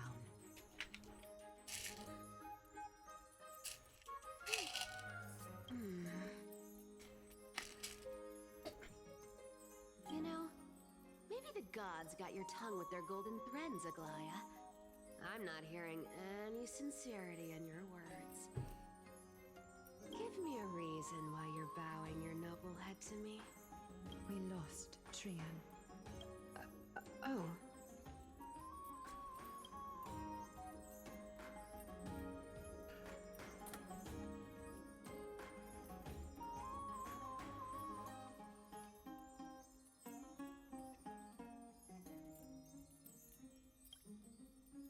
The divine power of passages is running out. I need another demigod to escort Castoris and help her fulfill her lifelong wish. Oh, I get it now. You're sending Castoris to her death. And you want me to die with her. This is Castoris's own request. I have never seen her so determined. She brought this up herself? You're not pulling my leg. She's also made up her mind to leave her confused past behind. As will you, Cypher, when you finally make up your mind. Don't be so sure. Time is hard in the likes of you and I. But Castoris remains pure as driven snow. She can always turn back before the end, you know? Maybe she'll remember Trian's sacrifice. Maybe she'll remember the countless martyred Chrysos heirs. Maybe she'll remember you, with your one foot in the grave. I ain't as optimistic as you about what she'll want to do. Tell you what, why don't I take this room of treasures as a security deposit, and we make a bet? Go on. I bet she'll change her mind and turn back. Now, if I lose, I'll do what you want me to do. Return this deposit to you. Plus, giving you another room full of treasures. How does that sound? You sound like you have all the confidence in the world. Right? In that case, let's make a pact with those conditions. I hope you're prepared to lose it all. In conclusion, I want to win. So I hope you two can give up on going to Styxia. I'll give all the treasures in that room to you. And you can split it between yourselves however you want. What do you think? Tempting, right? No. I'm almost dead. What use do I have for money? The currency I use isn't the same as it is for Amphorius. Maybe I should consider it. I decline. If we don't find the Death Titan, her soul will... I can't go into the details, but we have to go to Styxia. I really don't get how. Princess, homebuddy, you keep talking about needing to find Thanatos, about getting rid of your curse, and you don't care about anything else. Okay. When she comes out, I want to pull on her. But did you ever live for your own pleasure? Even for just one day? What are you trying to say? I'm saying, contrary to your beliefs, Aglaya didn't take you in just so you can die for her Aranova. The flame chase journey walks hand in hand with sacrifices. Isn't that why you're always running away from Lady Aglaya? Fine. Never mind. We all have our own problems. I ain't gonna say anything anymore. It's not like I was gonna honor that bet anyway. But listen to me. Styxia is no tourist destination.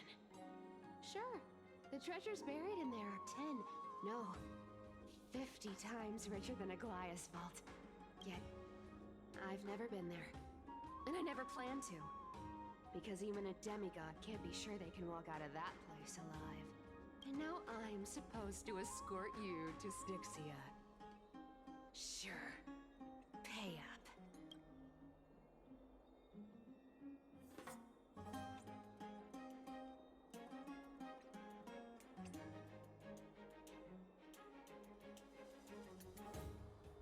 Okay.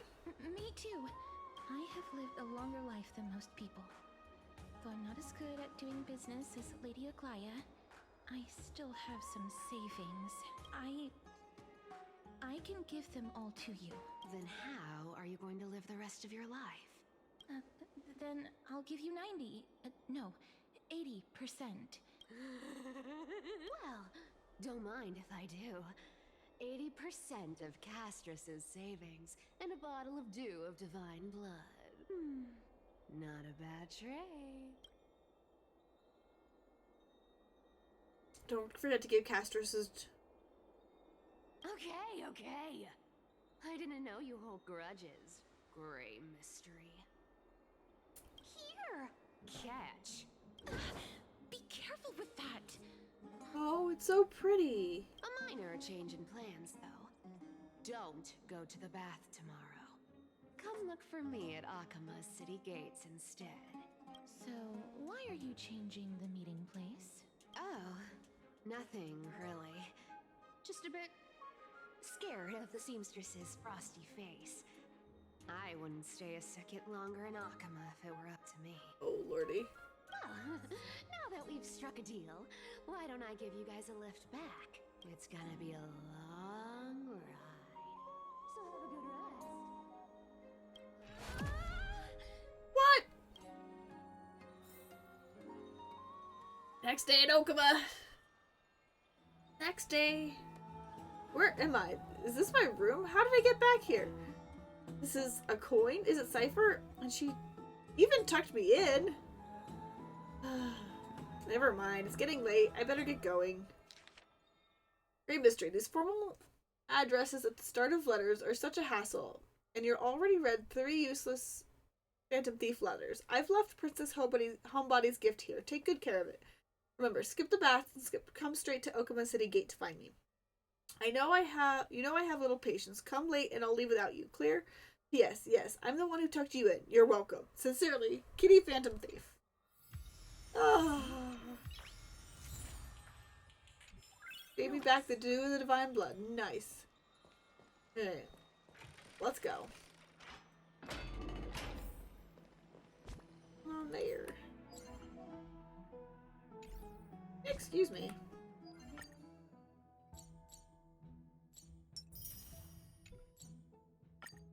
No! Come on. Let's go. Can't wait until Cypher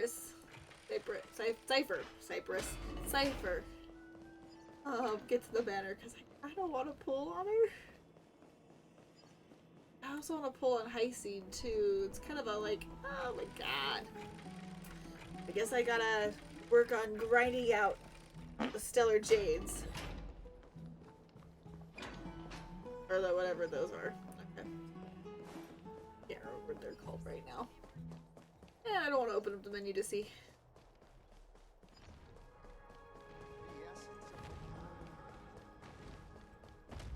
The premium currency. I just gotta grind it out, I guess. Stellarites? I don't know.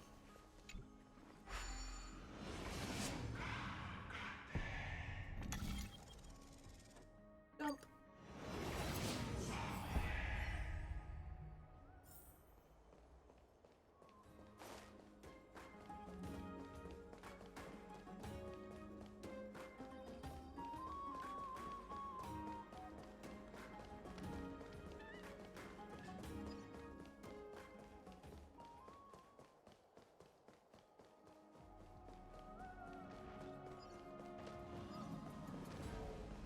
Nice.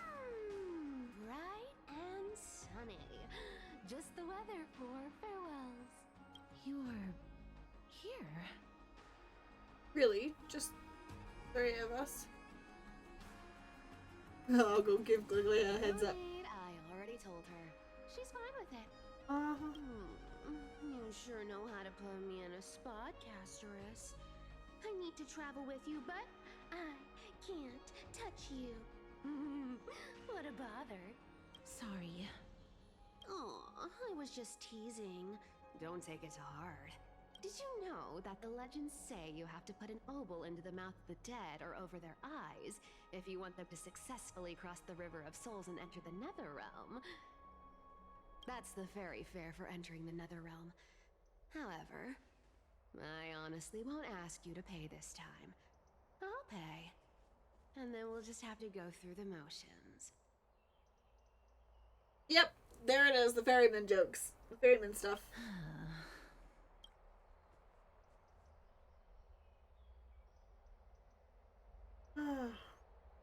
Sure are helpful when it doesn't cost you anything. I'm just trying to make this journey feel more special, okay?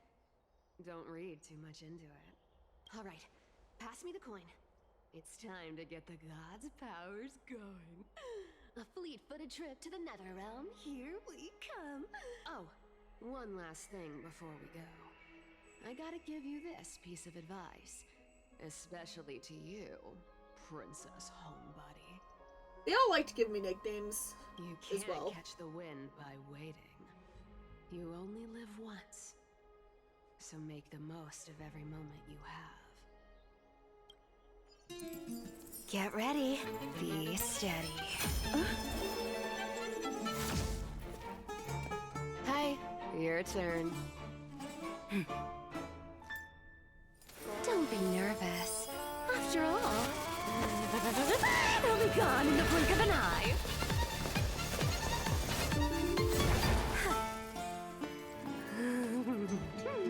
All done. Bye-bye.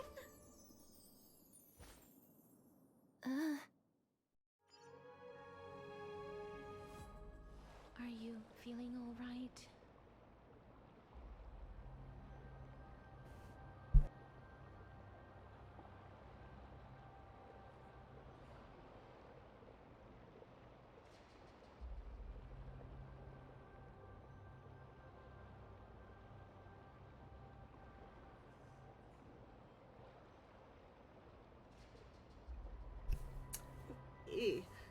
I swear she was speeding.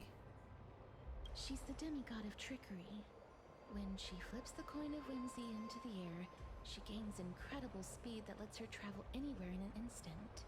Just like how she clearly had no intention of lingering here for even a second longer. We can only depend on ourselves for the rest of the way. Don't worry. Mem's here to help. Thank you, Mem. Can you teleport to... I don't think I even meet the height requirement for the ticket, so I won't need one, right? This is Styxia, the city of dragons and waves. Anaxa hypothesizes that the missing Thanatos is somewhere in these ruins. I'm taking you, baby girl. Hi. This is the land of their birth. Or perhaps of their death. Are there any other clues? Anaxa used a secret alchemical art to temporarily fuse his soul with Circe's and Kephae. And when he was on the verge of death, he was pulled by Thanatos and caught a glimpse of the flowing river of souls. This alchemy, considered a sacrilegious act, might actually make the souls of mortals and titans attract each other. Even though Thanatos has been missing for 1,000 years, and even their followers haven't been able to find them, perhaps that special attraction could summon them here. Oh, so are we going to use that Philosopher's Stone to conjure the Titan? I guess that's the only way. The only leads we have now are the name of this city and the fairy tale about the dragon. Thanatos is even more mysterious than I am. Indeed. Even one as erudite as Anaxa could only point us to this place, and no further. We will be entering the unknown as soon as we take our first steps. But that won't be the first time in my long journeys. I believe that, rather than standing still, taking action is by far the better option. Perhaps fate might take pity on us today and show some compassion. I guess we will see.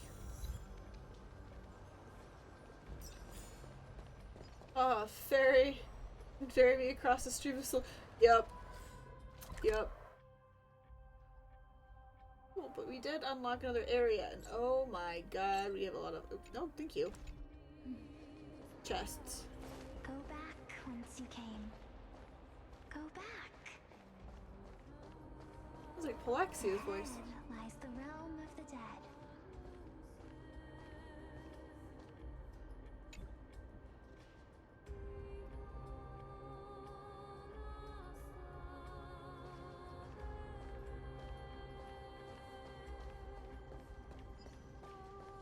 Mine. The butterfly. Ooh, hi, little birds. Oh, they're little, like, things. You know, butterflies are my brothers. I've known them for a long time, and they're incredibly strong. I decided to bring my talents to the butterfly clan. Let's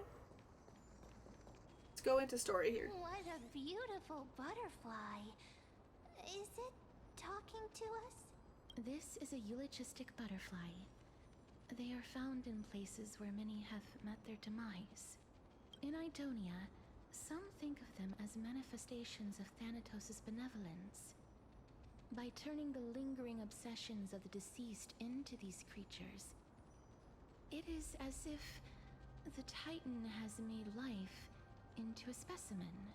Others think of them as Thanatos' messengers that guide the departed to the nether realm. The second theory sounds more believable. After all, the things they're saying are rather, direct. Perhaps. But the fact that we're able to hear their whispers proves that we're fast approaching the realm of the dead.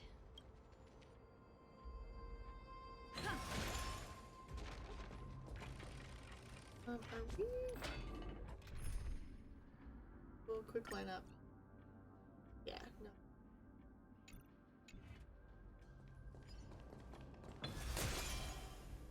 These shadowy figures.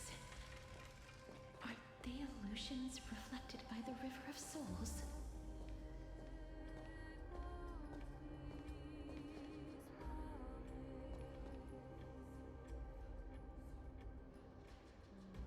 Kind of watching us. Oh, the children.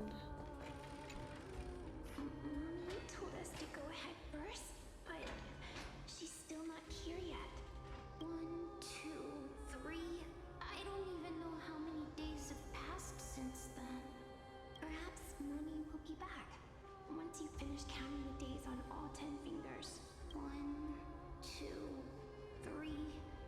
It's been much longer than 10 days since we left Mommy. Strange. For reflections in the River of Souls, they seem oddly animated.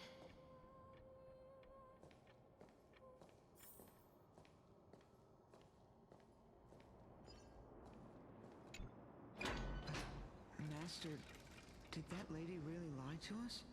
The Centurion personally instructed us to inlay the inscription into his shield. But now she's taken it away. My child, that shield can never be cast. And there's no need for it anymore. Come, child. What is the name of that Centurion again? Actually, never mind. Forget I said that. I'll wait with you for her to come back. When that happens, you'll be able to keep making shields. Don't be afraid, pal. Let's open our eyes wide, together.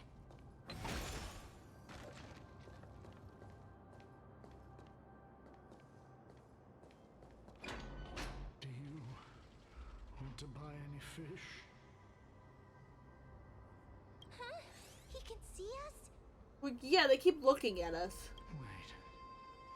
More living people. I'm not selling my fish to living people. You lot are too shameless. Buying fish without paying. If I ever see her again, I will. Could it be that you're all dead souls that never achieved rest?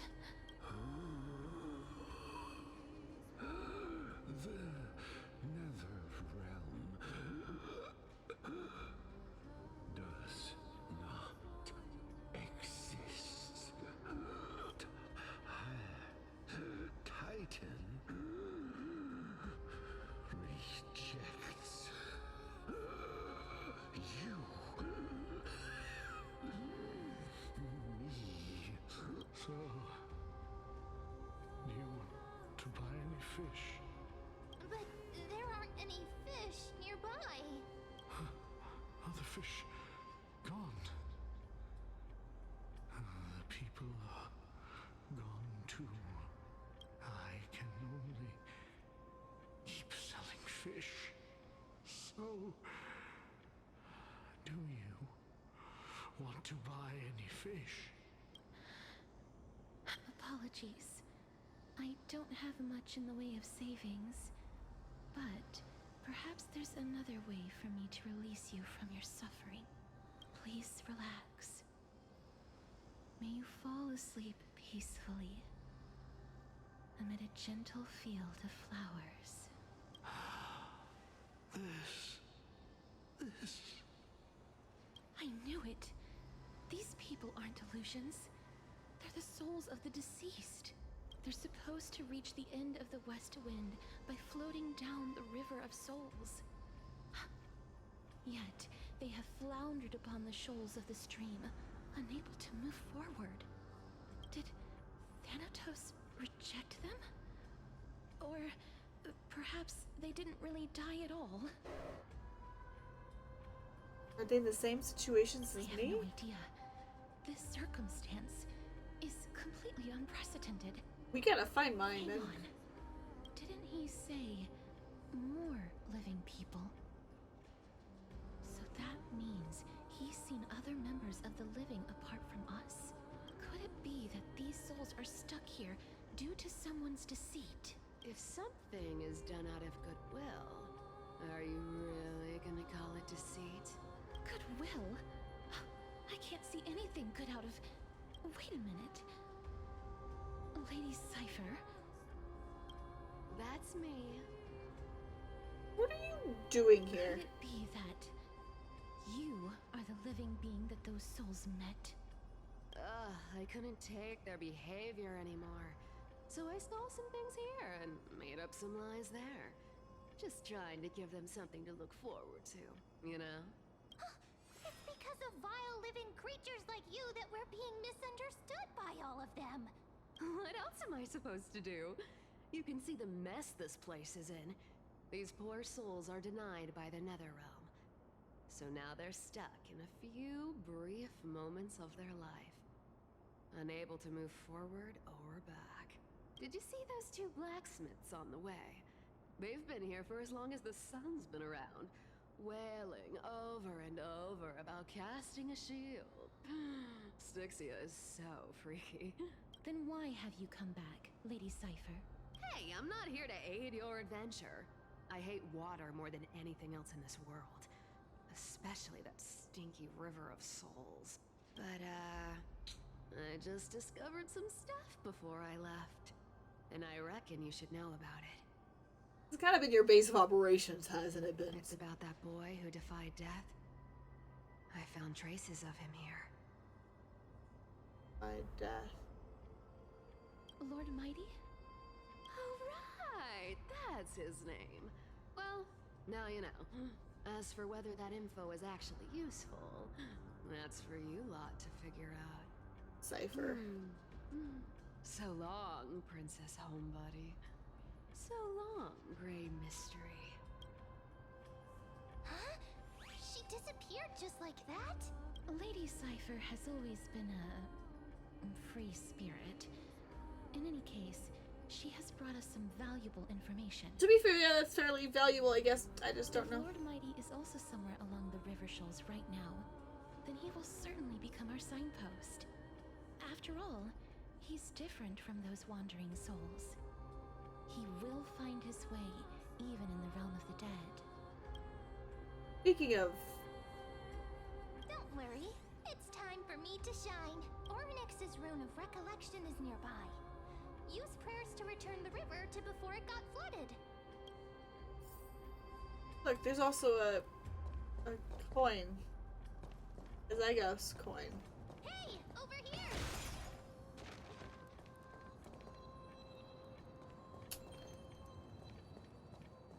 treasure chest! Looks good.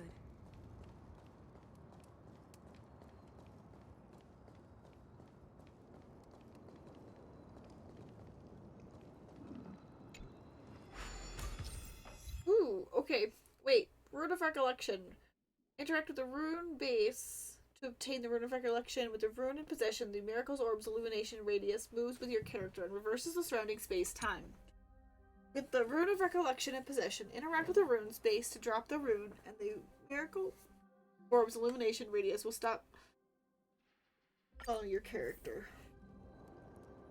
Orynyx's miracle has appeared. Amazing! It's like we're inside a giant bubble.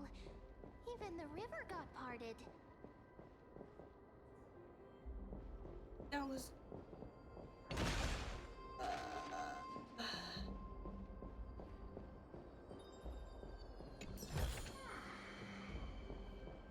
I think I... Yep. Parted the river. A Moses joke.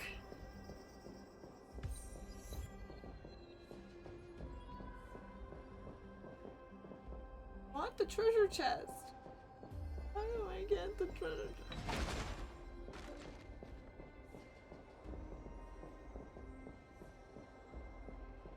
Put it down from here.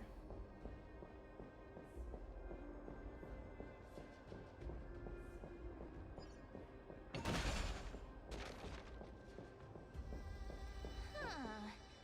So this path actually didn't exist back then? I guess not.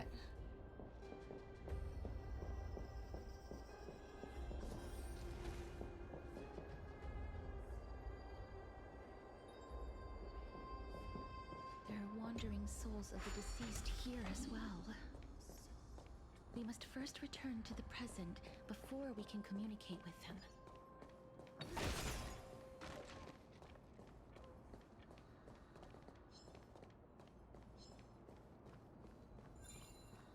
I don't want to fight you guys.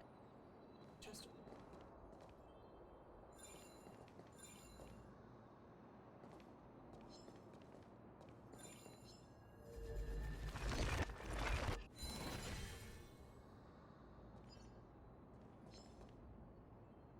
hello, guys.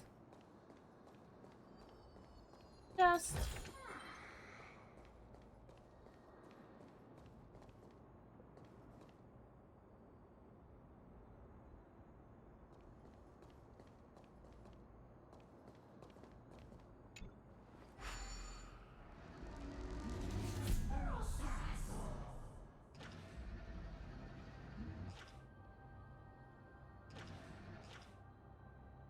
where did the coin go? It was here somewhere.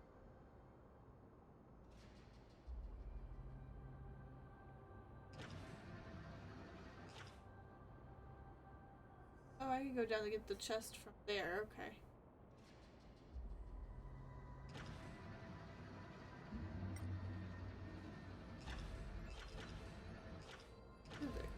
There it is.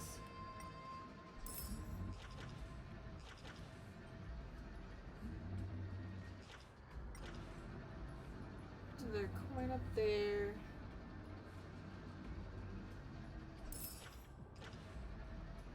One last coin.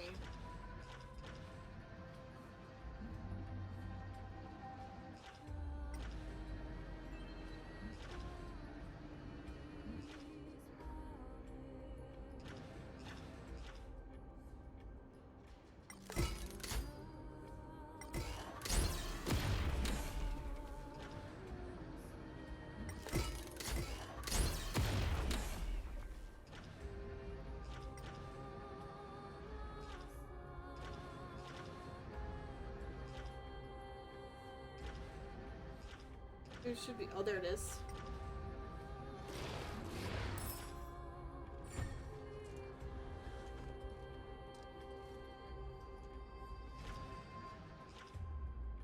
Disengage.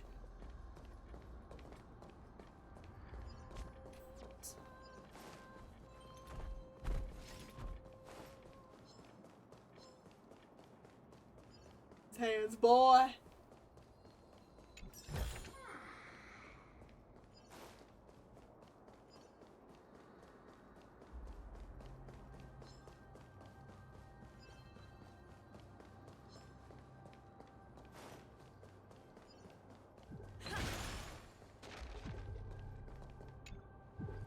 hate this. No, I don't want to leave. Leave?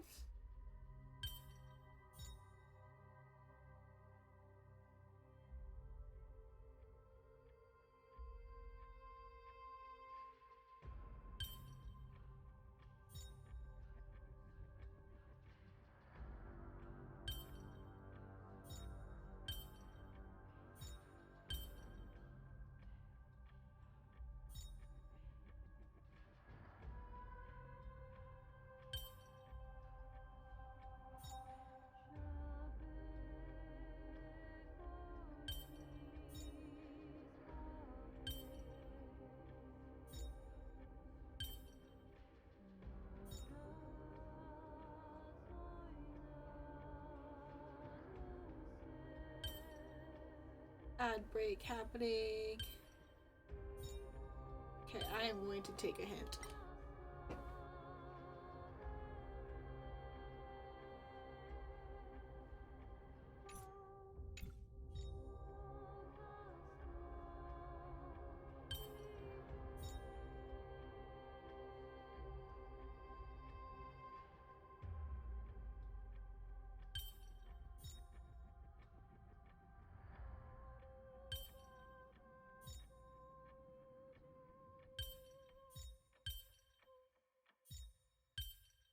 I'm gonna have to see, I think.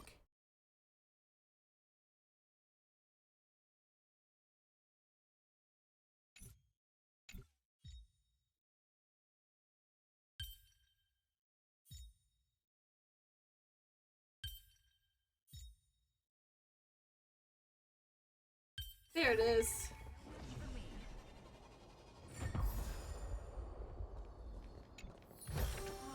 Looks good.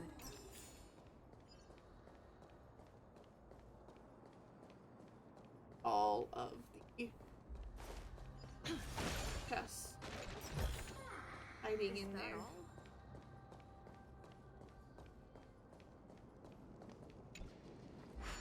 Just kind of exploring around.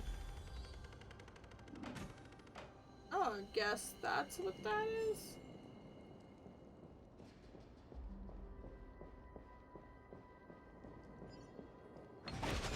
Look, treasure chest. It's fun, I'm not gonna lie. Like, I like this kind of mechanic. It's kind of fun. There's down.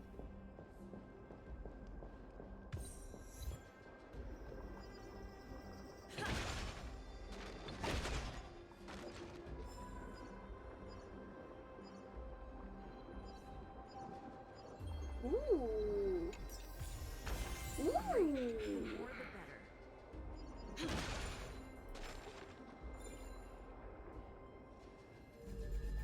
This is fun, I'm not gonna lie. These were some things that I was not expecting.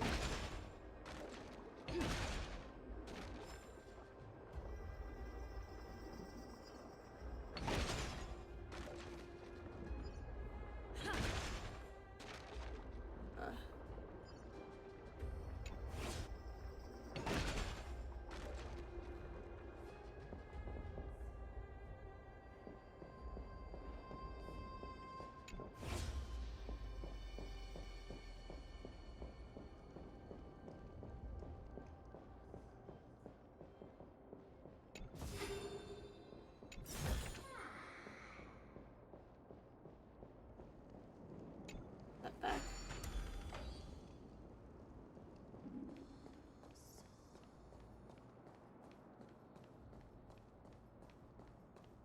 Yes, I guess I need to talk to them now. Ah, by the looks of it, you must be the foreign warriors that the Queen had mentioned, right? Since the current campaign requires the utmost care, I wasn't able to make time to welcome all of you. Please, forgive me. Foreign warriors? A priestess, a warrior, and a divine beast. You look identical to the blessed saviors that the Queen described. Oh darn, no healer on this team. Who are you campaigning against? Nobody knows, as of now. Of the scouts that went ahead, only one has managed to return. He says that the land ahead is a forbidden land that should not be approached, as it is the doorway between the Netherworld and the mortal realm. As for the rest of the scouts, they've completely lost their souls and are decaying by the day. While there is still dissension within the city, the scholars agree that this calamity was so unprecedented that it needed to be given a new designation. An unprecedented calamity. Could it be death? It seems that you have indeed heard about this. Well, death is just one of the possibilities. It's too early to come to a definitive conclusion. A world that has never seen death. Looks like these people lived in the Era Chrysia before the Calamity Titans descended upon the land. May I ask, where is the scout who managed to come back? So he returned to Styxia. He only had enough left in him to last no more than half a day. However, it was his intel that convinced us to rally together. He said that he witnessed the demonic specter of an evil dragon at that treacherous land. The apparition opened its giant maw and devoured everything in sight, and thus brought Styxia that thing called death. Damn. Styxia. An evil dragon that brings death. It all sounds rather familiar. Wait, wasn't this part of that fable? Sir, could I ask how the Queen and Princess are doing? The Queen? By the looks of it, you must be the foreign warriors that the Queen had mentioned, right? Oh, it's the same lines. Looks like he's still trapped in the moments before his death. Leave it to me. Sir, the war ended long ago. Styxia no longer exists. Styxia is no more? Nope. This cannot stand! Newcomers, hurry up and go take your positions! Oh, looks like it's difficult for this gentleman to accept reality. He's kind of dead, so it kind of makes sense. Sir, I am the Maiden of War, sent here by the Queen herself. If you accept my blessing, then today's battle will be smooth sailing. Maiden of War? I've never heard of this. There's little time to waste. Please don't take too long. Don't worry. I'm typically unwilling to prolong such a moment. Is it over? Have we won? Cass, oh, are you all right? I'm fine. I just didn't expect that I would still have to embalm others, even in the realm of the dead. Is this a remnant of his soul? What on earth is that?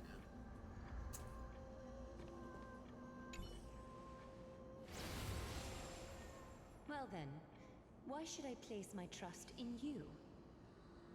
Holy maiden from afar. Wait, this is... I don't quite understand what you're trying to say.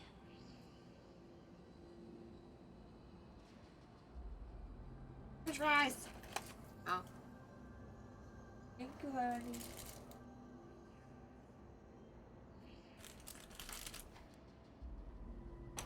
Abby brought food. So happy.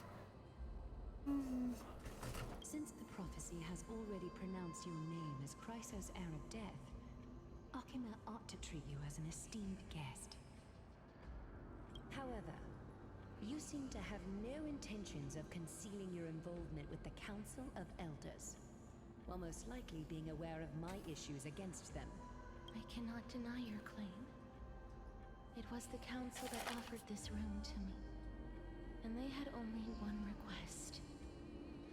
They want the curse of death to be completely subjugated to your will. I was agreeable to that request. But why? I am unable to rid myself of this innate curse. However, from this day onward, I shall use it according to your will.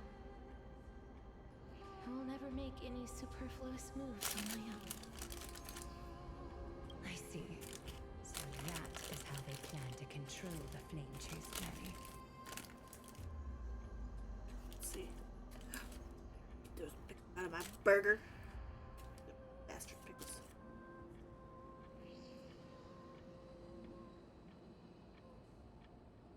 The hell is the cheat? Okay, whatever. Yeah, I almost lost the burger. My desk is not big enough for this.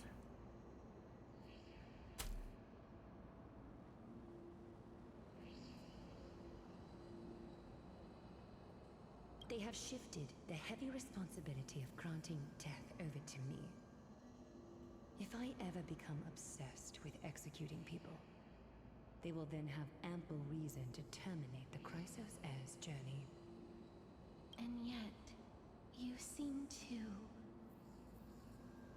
not mind. This is quite surprising to me. That's because the fate that we were born with is a burden far heavier than that of an individual's life. I've woven many unforeseen events into the tapestry of fate. This is but one instance. Tidy up your precious garments and come with me. Akima welcomes you, Castoris. You seem to hear the sigh of contentment as if the mouth comes from the mouth. Okay. The scenes of the past abruptly dissolve. I didn't think we'd find vestiges of memory here. Maybe they've got something to do with Orynyx's rune? Maybe. Perhaps, but I do not need a reminder from them. This memory is one that I will never forget. Seems the Council of Elders has manipulated you once already. Indeed. While my relationship with the Council has always been quite ambiguous, Lady Aglaya has never taken any precautions against me. Instead, she's shown me nothing but complete trust. I really want to repay her for that trust. That's fair. But why would this memory appear right now? Look, is this really Orynyx's power? Didn't look like Orynyx's power, to be honest. Did not look like Orynyx.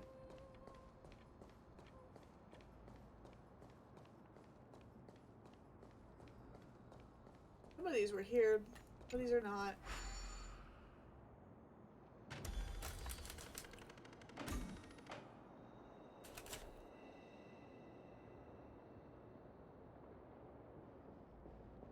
Where is she?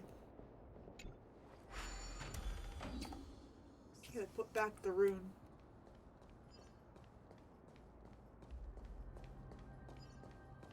Could these dead monsters actually be... If Lady Cypher is to be believed, this could be the handiwork of Lord Mighty. He's still fighting against the Black Tide, even in the Netherrealm.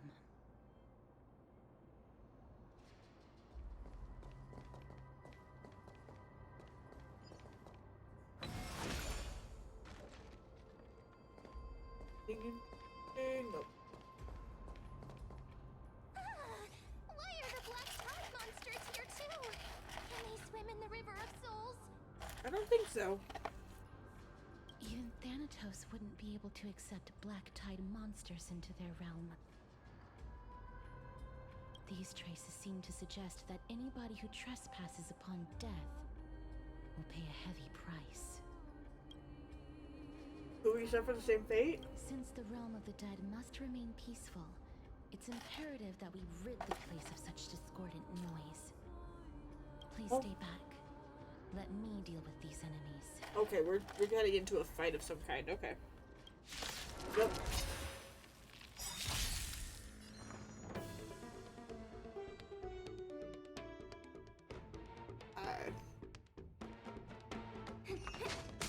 Stand still.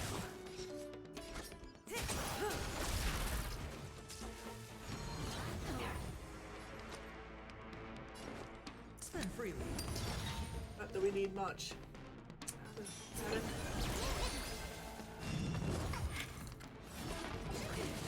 Watch your That also needs.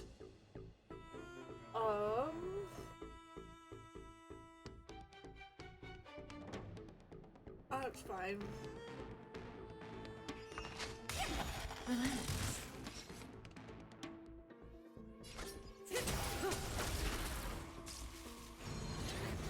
Oh. Sure, I'll play along. Okay, we need to put It's on defense me. on them. Yep. Memmy. Stand still. Memmy. Did that hurt?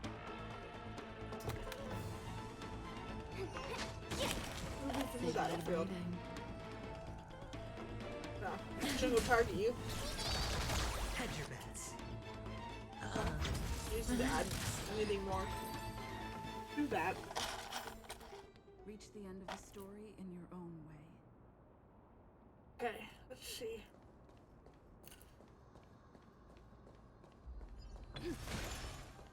What we've got here. Oh, there's a treasure chest. Okay. Alright. We need a strategy.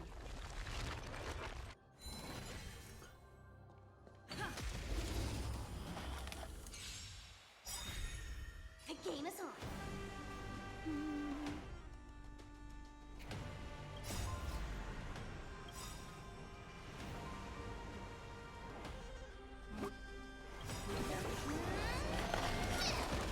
Good times never last. Oh. Time to say bye. Boom. The dice have been cast. Bust. Or maybe I'll take it all. Stand still.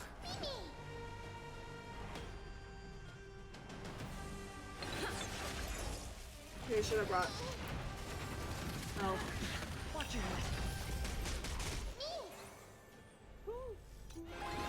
Here, we can squirt that. And we're gonna use blast. Sure, I'll play along. You're gonna give us defenses.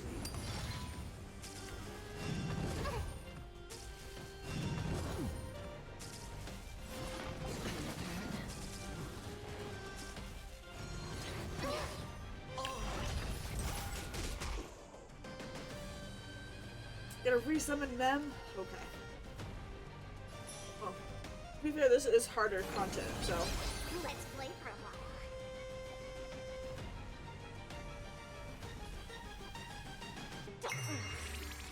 Hedge your bets. It's on me.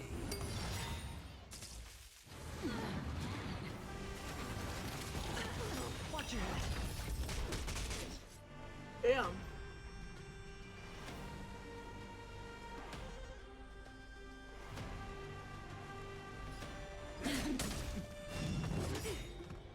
Ow. I don't like this.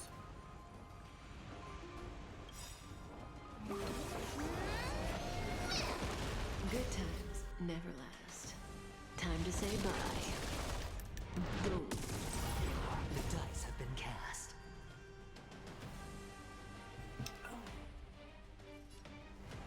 Bust. Or maybe I'll take it all. Let's play hide and seek. I need Find the answer.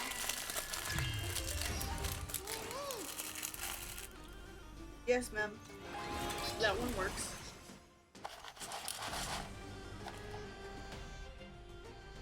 We do a blast.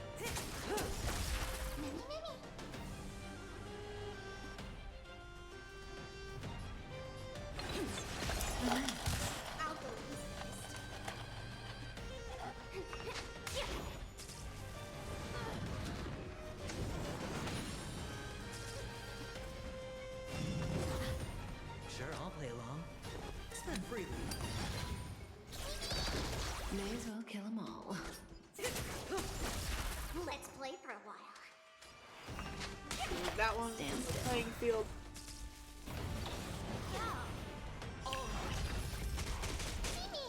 I don't like this.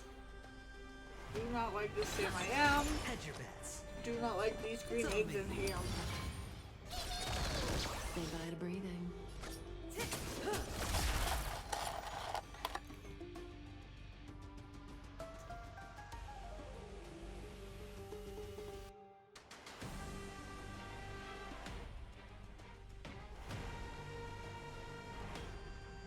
You have 10 seconds. 10, 9, 1. You're Mississippi? Sure, I'll play along. Spend freely.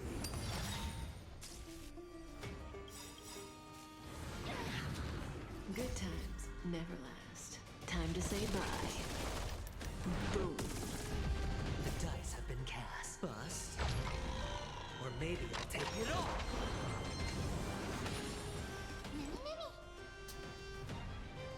Oh boy, I am going to die.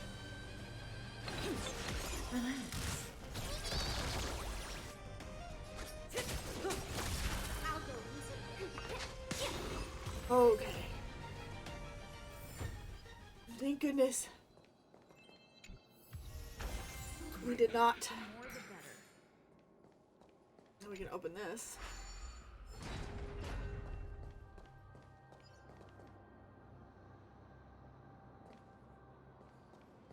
I don't know if that means much, but there are things. Oh. Ooh. Oh boy. Okay.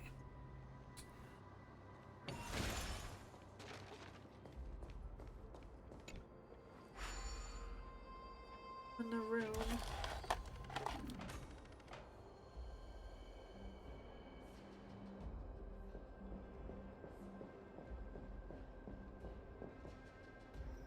Fascinating.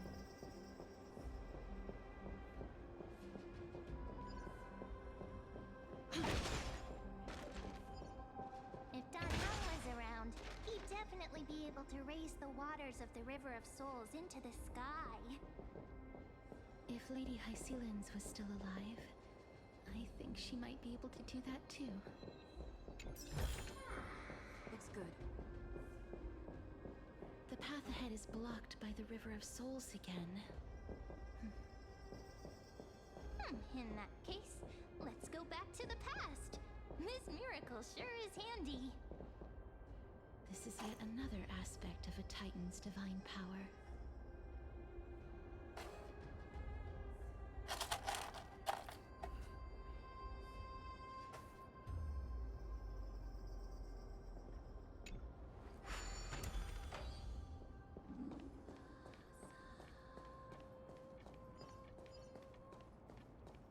Oh, okay. Okay.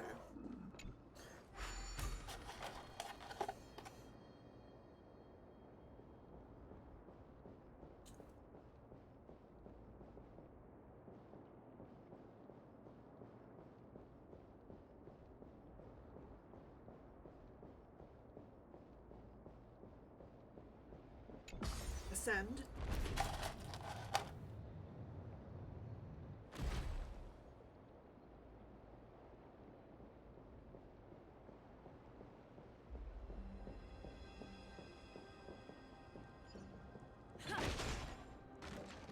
The question is, get that chest.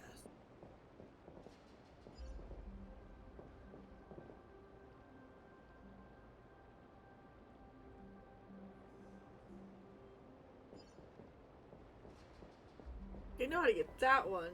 You seem to be able to discern both the past and the future. Is that all? How do I get to that one? Fascinating. I guess we'll just make our way again. Back.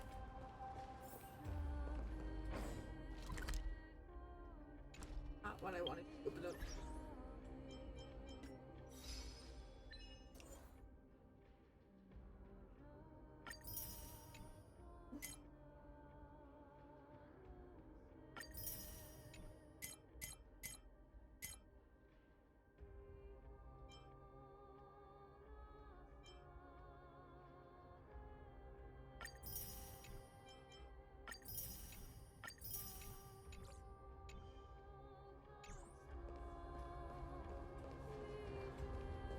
Send.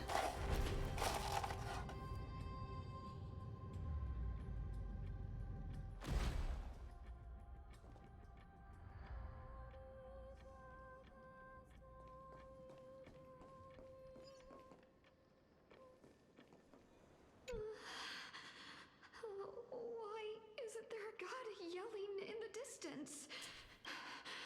Indeed, my downtrodden fellow, your sorrow and joy are but means for me to amuse myself.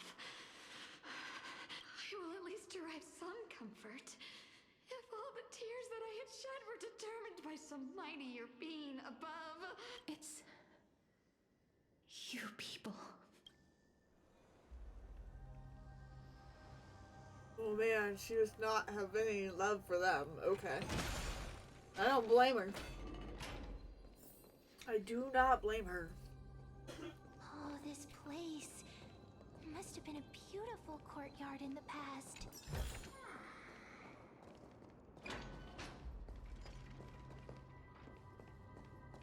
Go through that door.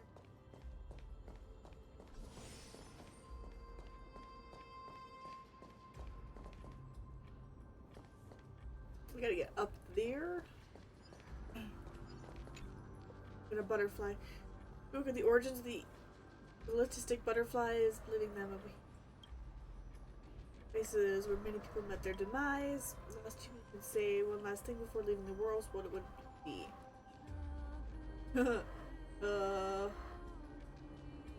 Farewell, Honkai Star Rail. Farewell. I can still recall.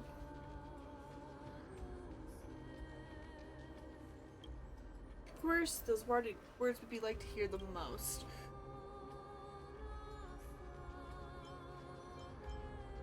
Maybe.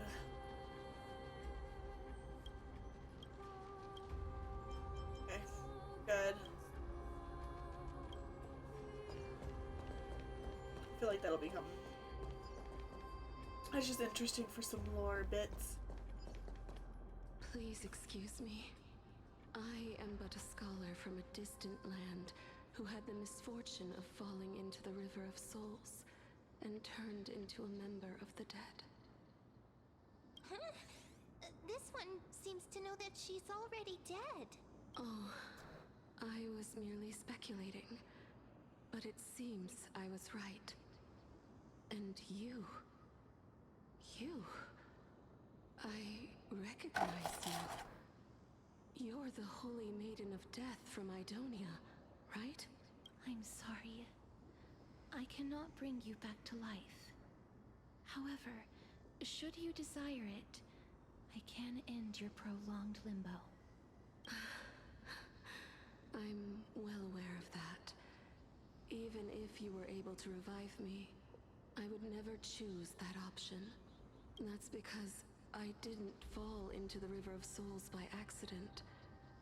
Instead, I leaped into it to seek my death. Why? If you could see the life I've led, then you would not reproach me so. My life was far too miserable. But I did not expect things to stay the same even in death. What a joke. In escaping my mortal life, I've entered a millennium of pain instead. Circe's above. What cowards humans are. For we fear both life and death simultaneously. I'm sorry. I am also powerless to answer that question. That's all right, Holy Maiden. At least you are able to respond to me. Please, grant me death. Circe's above. Does this count as thinking till the moment I die? She seems... I have seen too many farewells. Her distress is quite commonplace. There are those who will end their lives over what seems to be the smallest of worries. For some people, this power that I possess is a blessing rather than a curse. But I never managed to convince myself of that. Cass, are you still trying to create a world without death? Yes, because when placed under time's vast scales, there is no worry in this world that cannot be solved. We should chat with Dan Heng about this. This is a wish that I've held for almost a millennium. My mind might have changed once upon a time if people managed to strike up a friendship with me, but I've never been more firm in my conviction. Now that I've learned about your near-death state,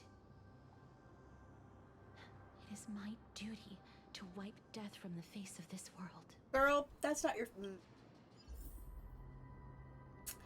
Death is just as much as part of life as living it. Aye! No!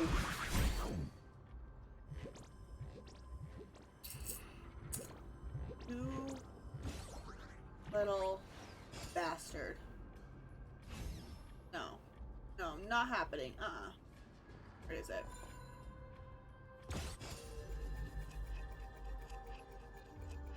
Not getting away. That's my treasure, not yours. Not happening. You know what? My mind is going to places it shouldn't. Care to take a guess? No idea. Good one, old buddy. That's exactly what's going on in my brain. Nada. I have this weird feeling that there were countless Ellies and Bartholoses in existence, each pair playing the exact same treasure hunting game. What do you think? This is the blessing or a curse? Or maybe I've just gone crazy to suddenly think such odd thoughts. Hey, old buddy, he's breaking the fourth wall is what he's doing. Let's fight to verify our existence.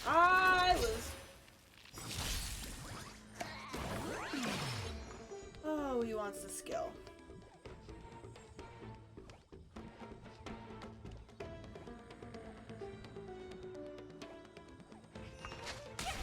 Stand still.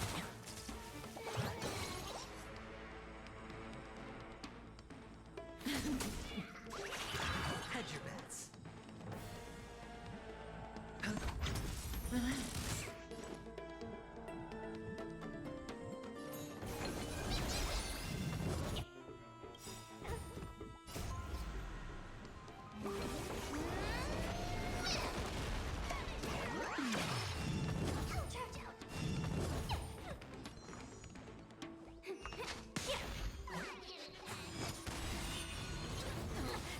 Watch your head. Say bye to breathing. Goodbye. Good times. Time to say bye. Boom. May as well kill them all. Right.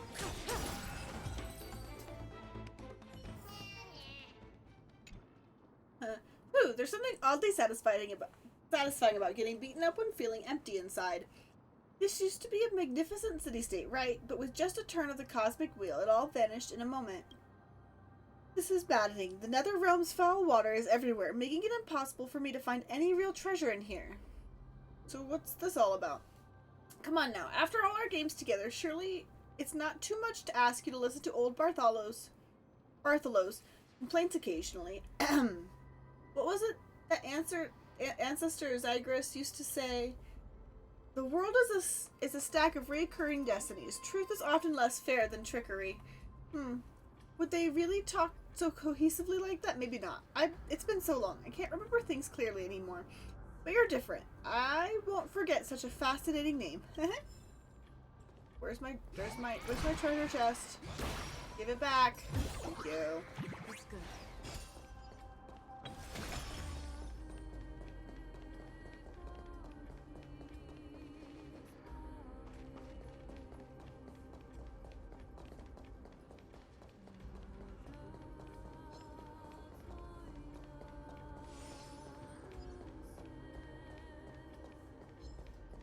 Just here to find chests.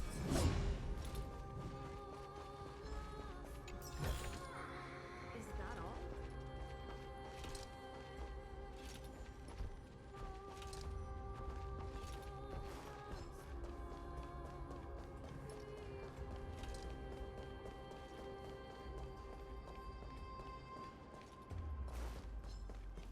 Hi guys. Nope. Nope. Nope. Nope. We're not fighting. Nope.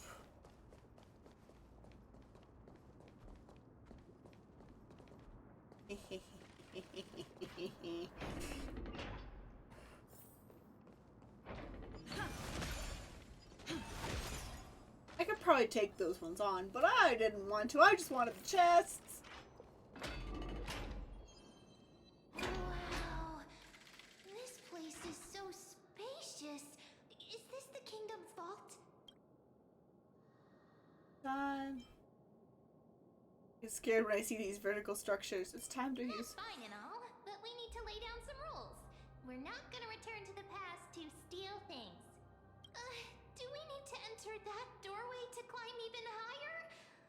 There seems to be a person. Oh, more like a soul guarding it. But how should we get up there?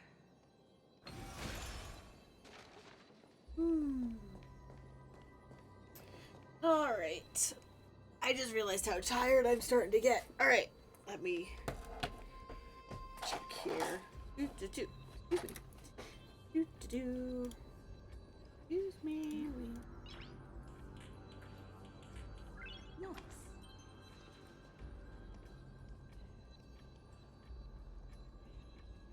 Alright.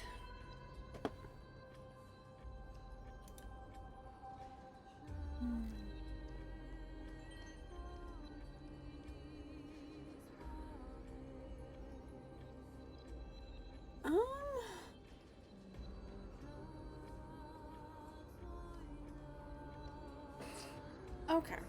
I think this is what I'm gonna do. I'm gonna go ahead and call it a night. I want to thank everybody so much for hanging out with me, and thank you for Ren for the raid, and thank you guys so much. I would send you along, but I don't know a whole lot of people on that are playing this personally, and also, I mean, yeah, so I'm gonna go ahead and call it a night. Thank you guys so much for sticking around. I really, really do help. Really, really do appreciate it. Thank you guys so much. And if in a great night. Oops. Bye.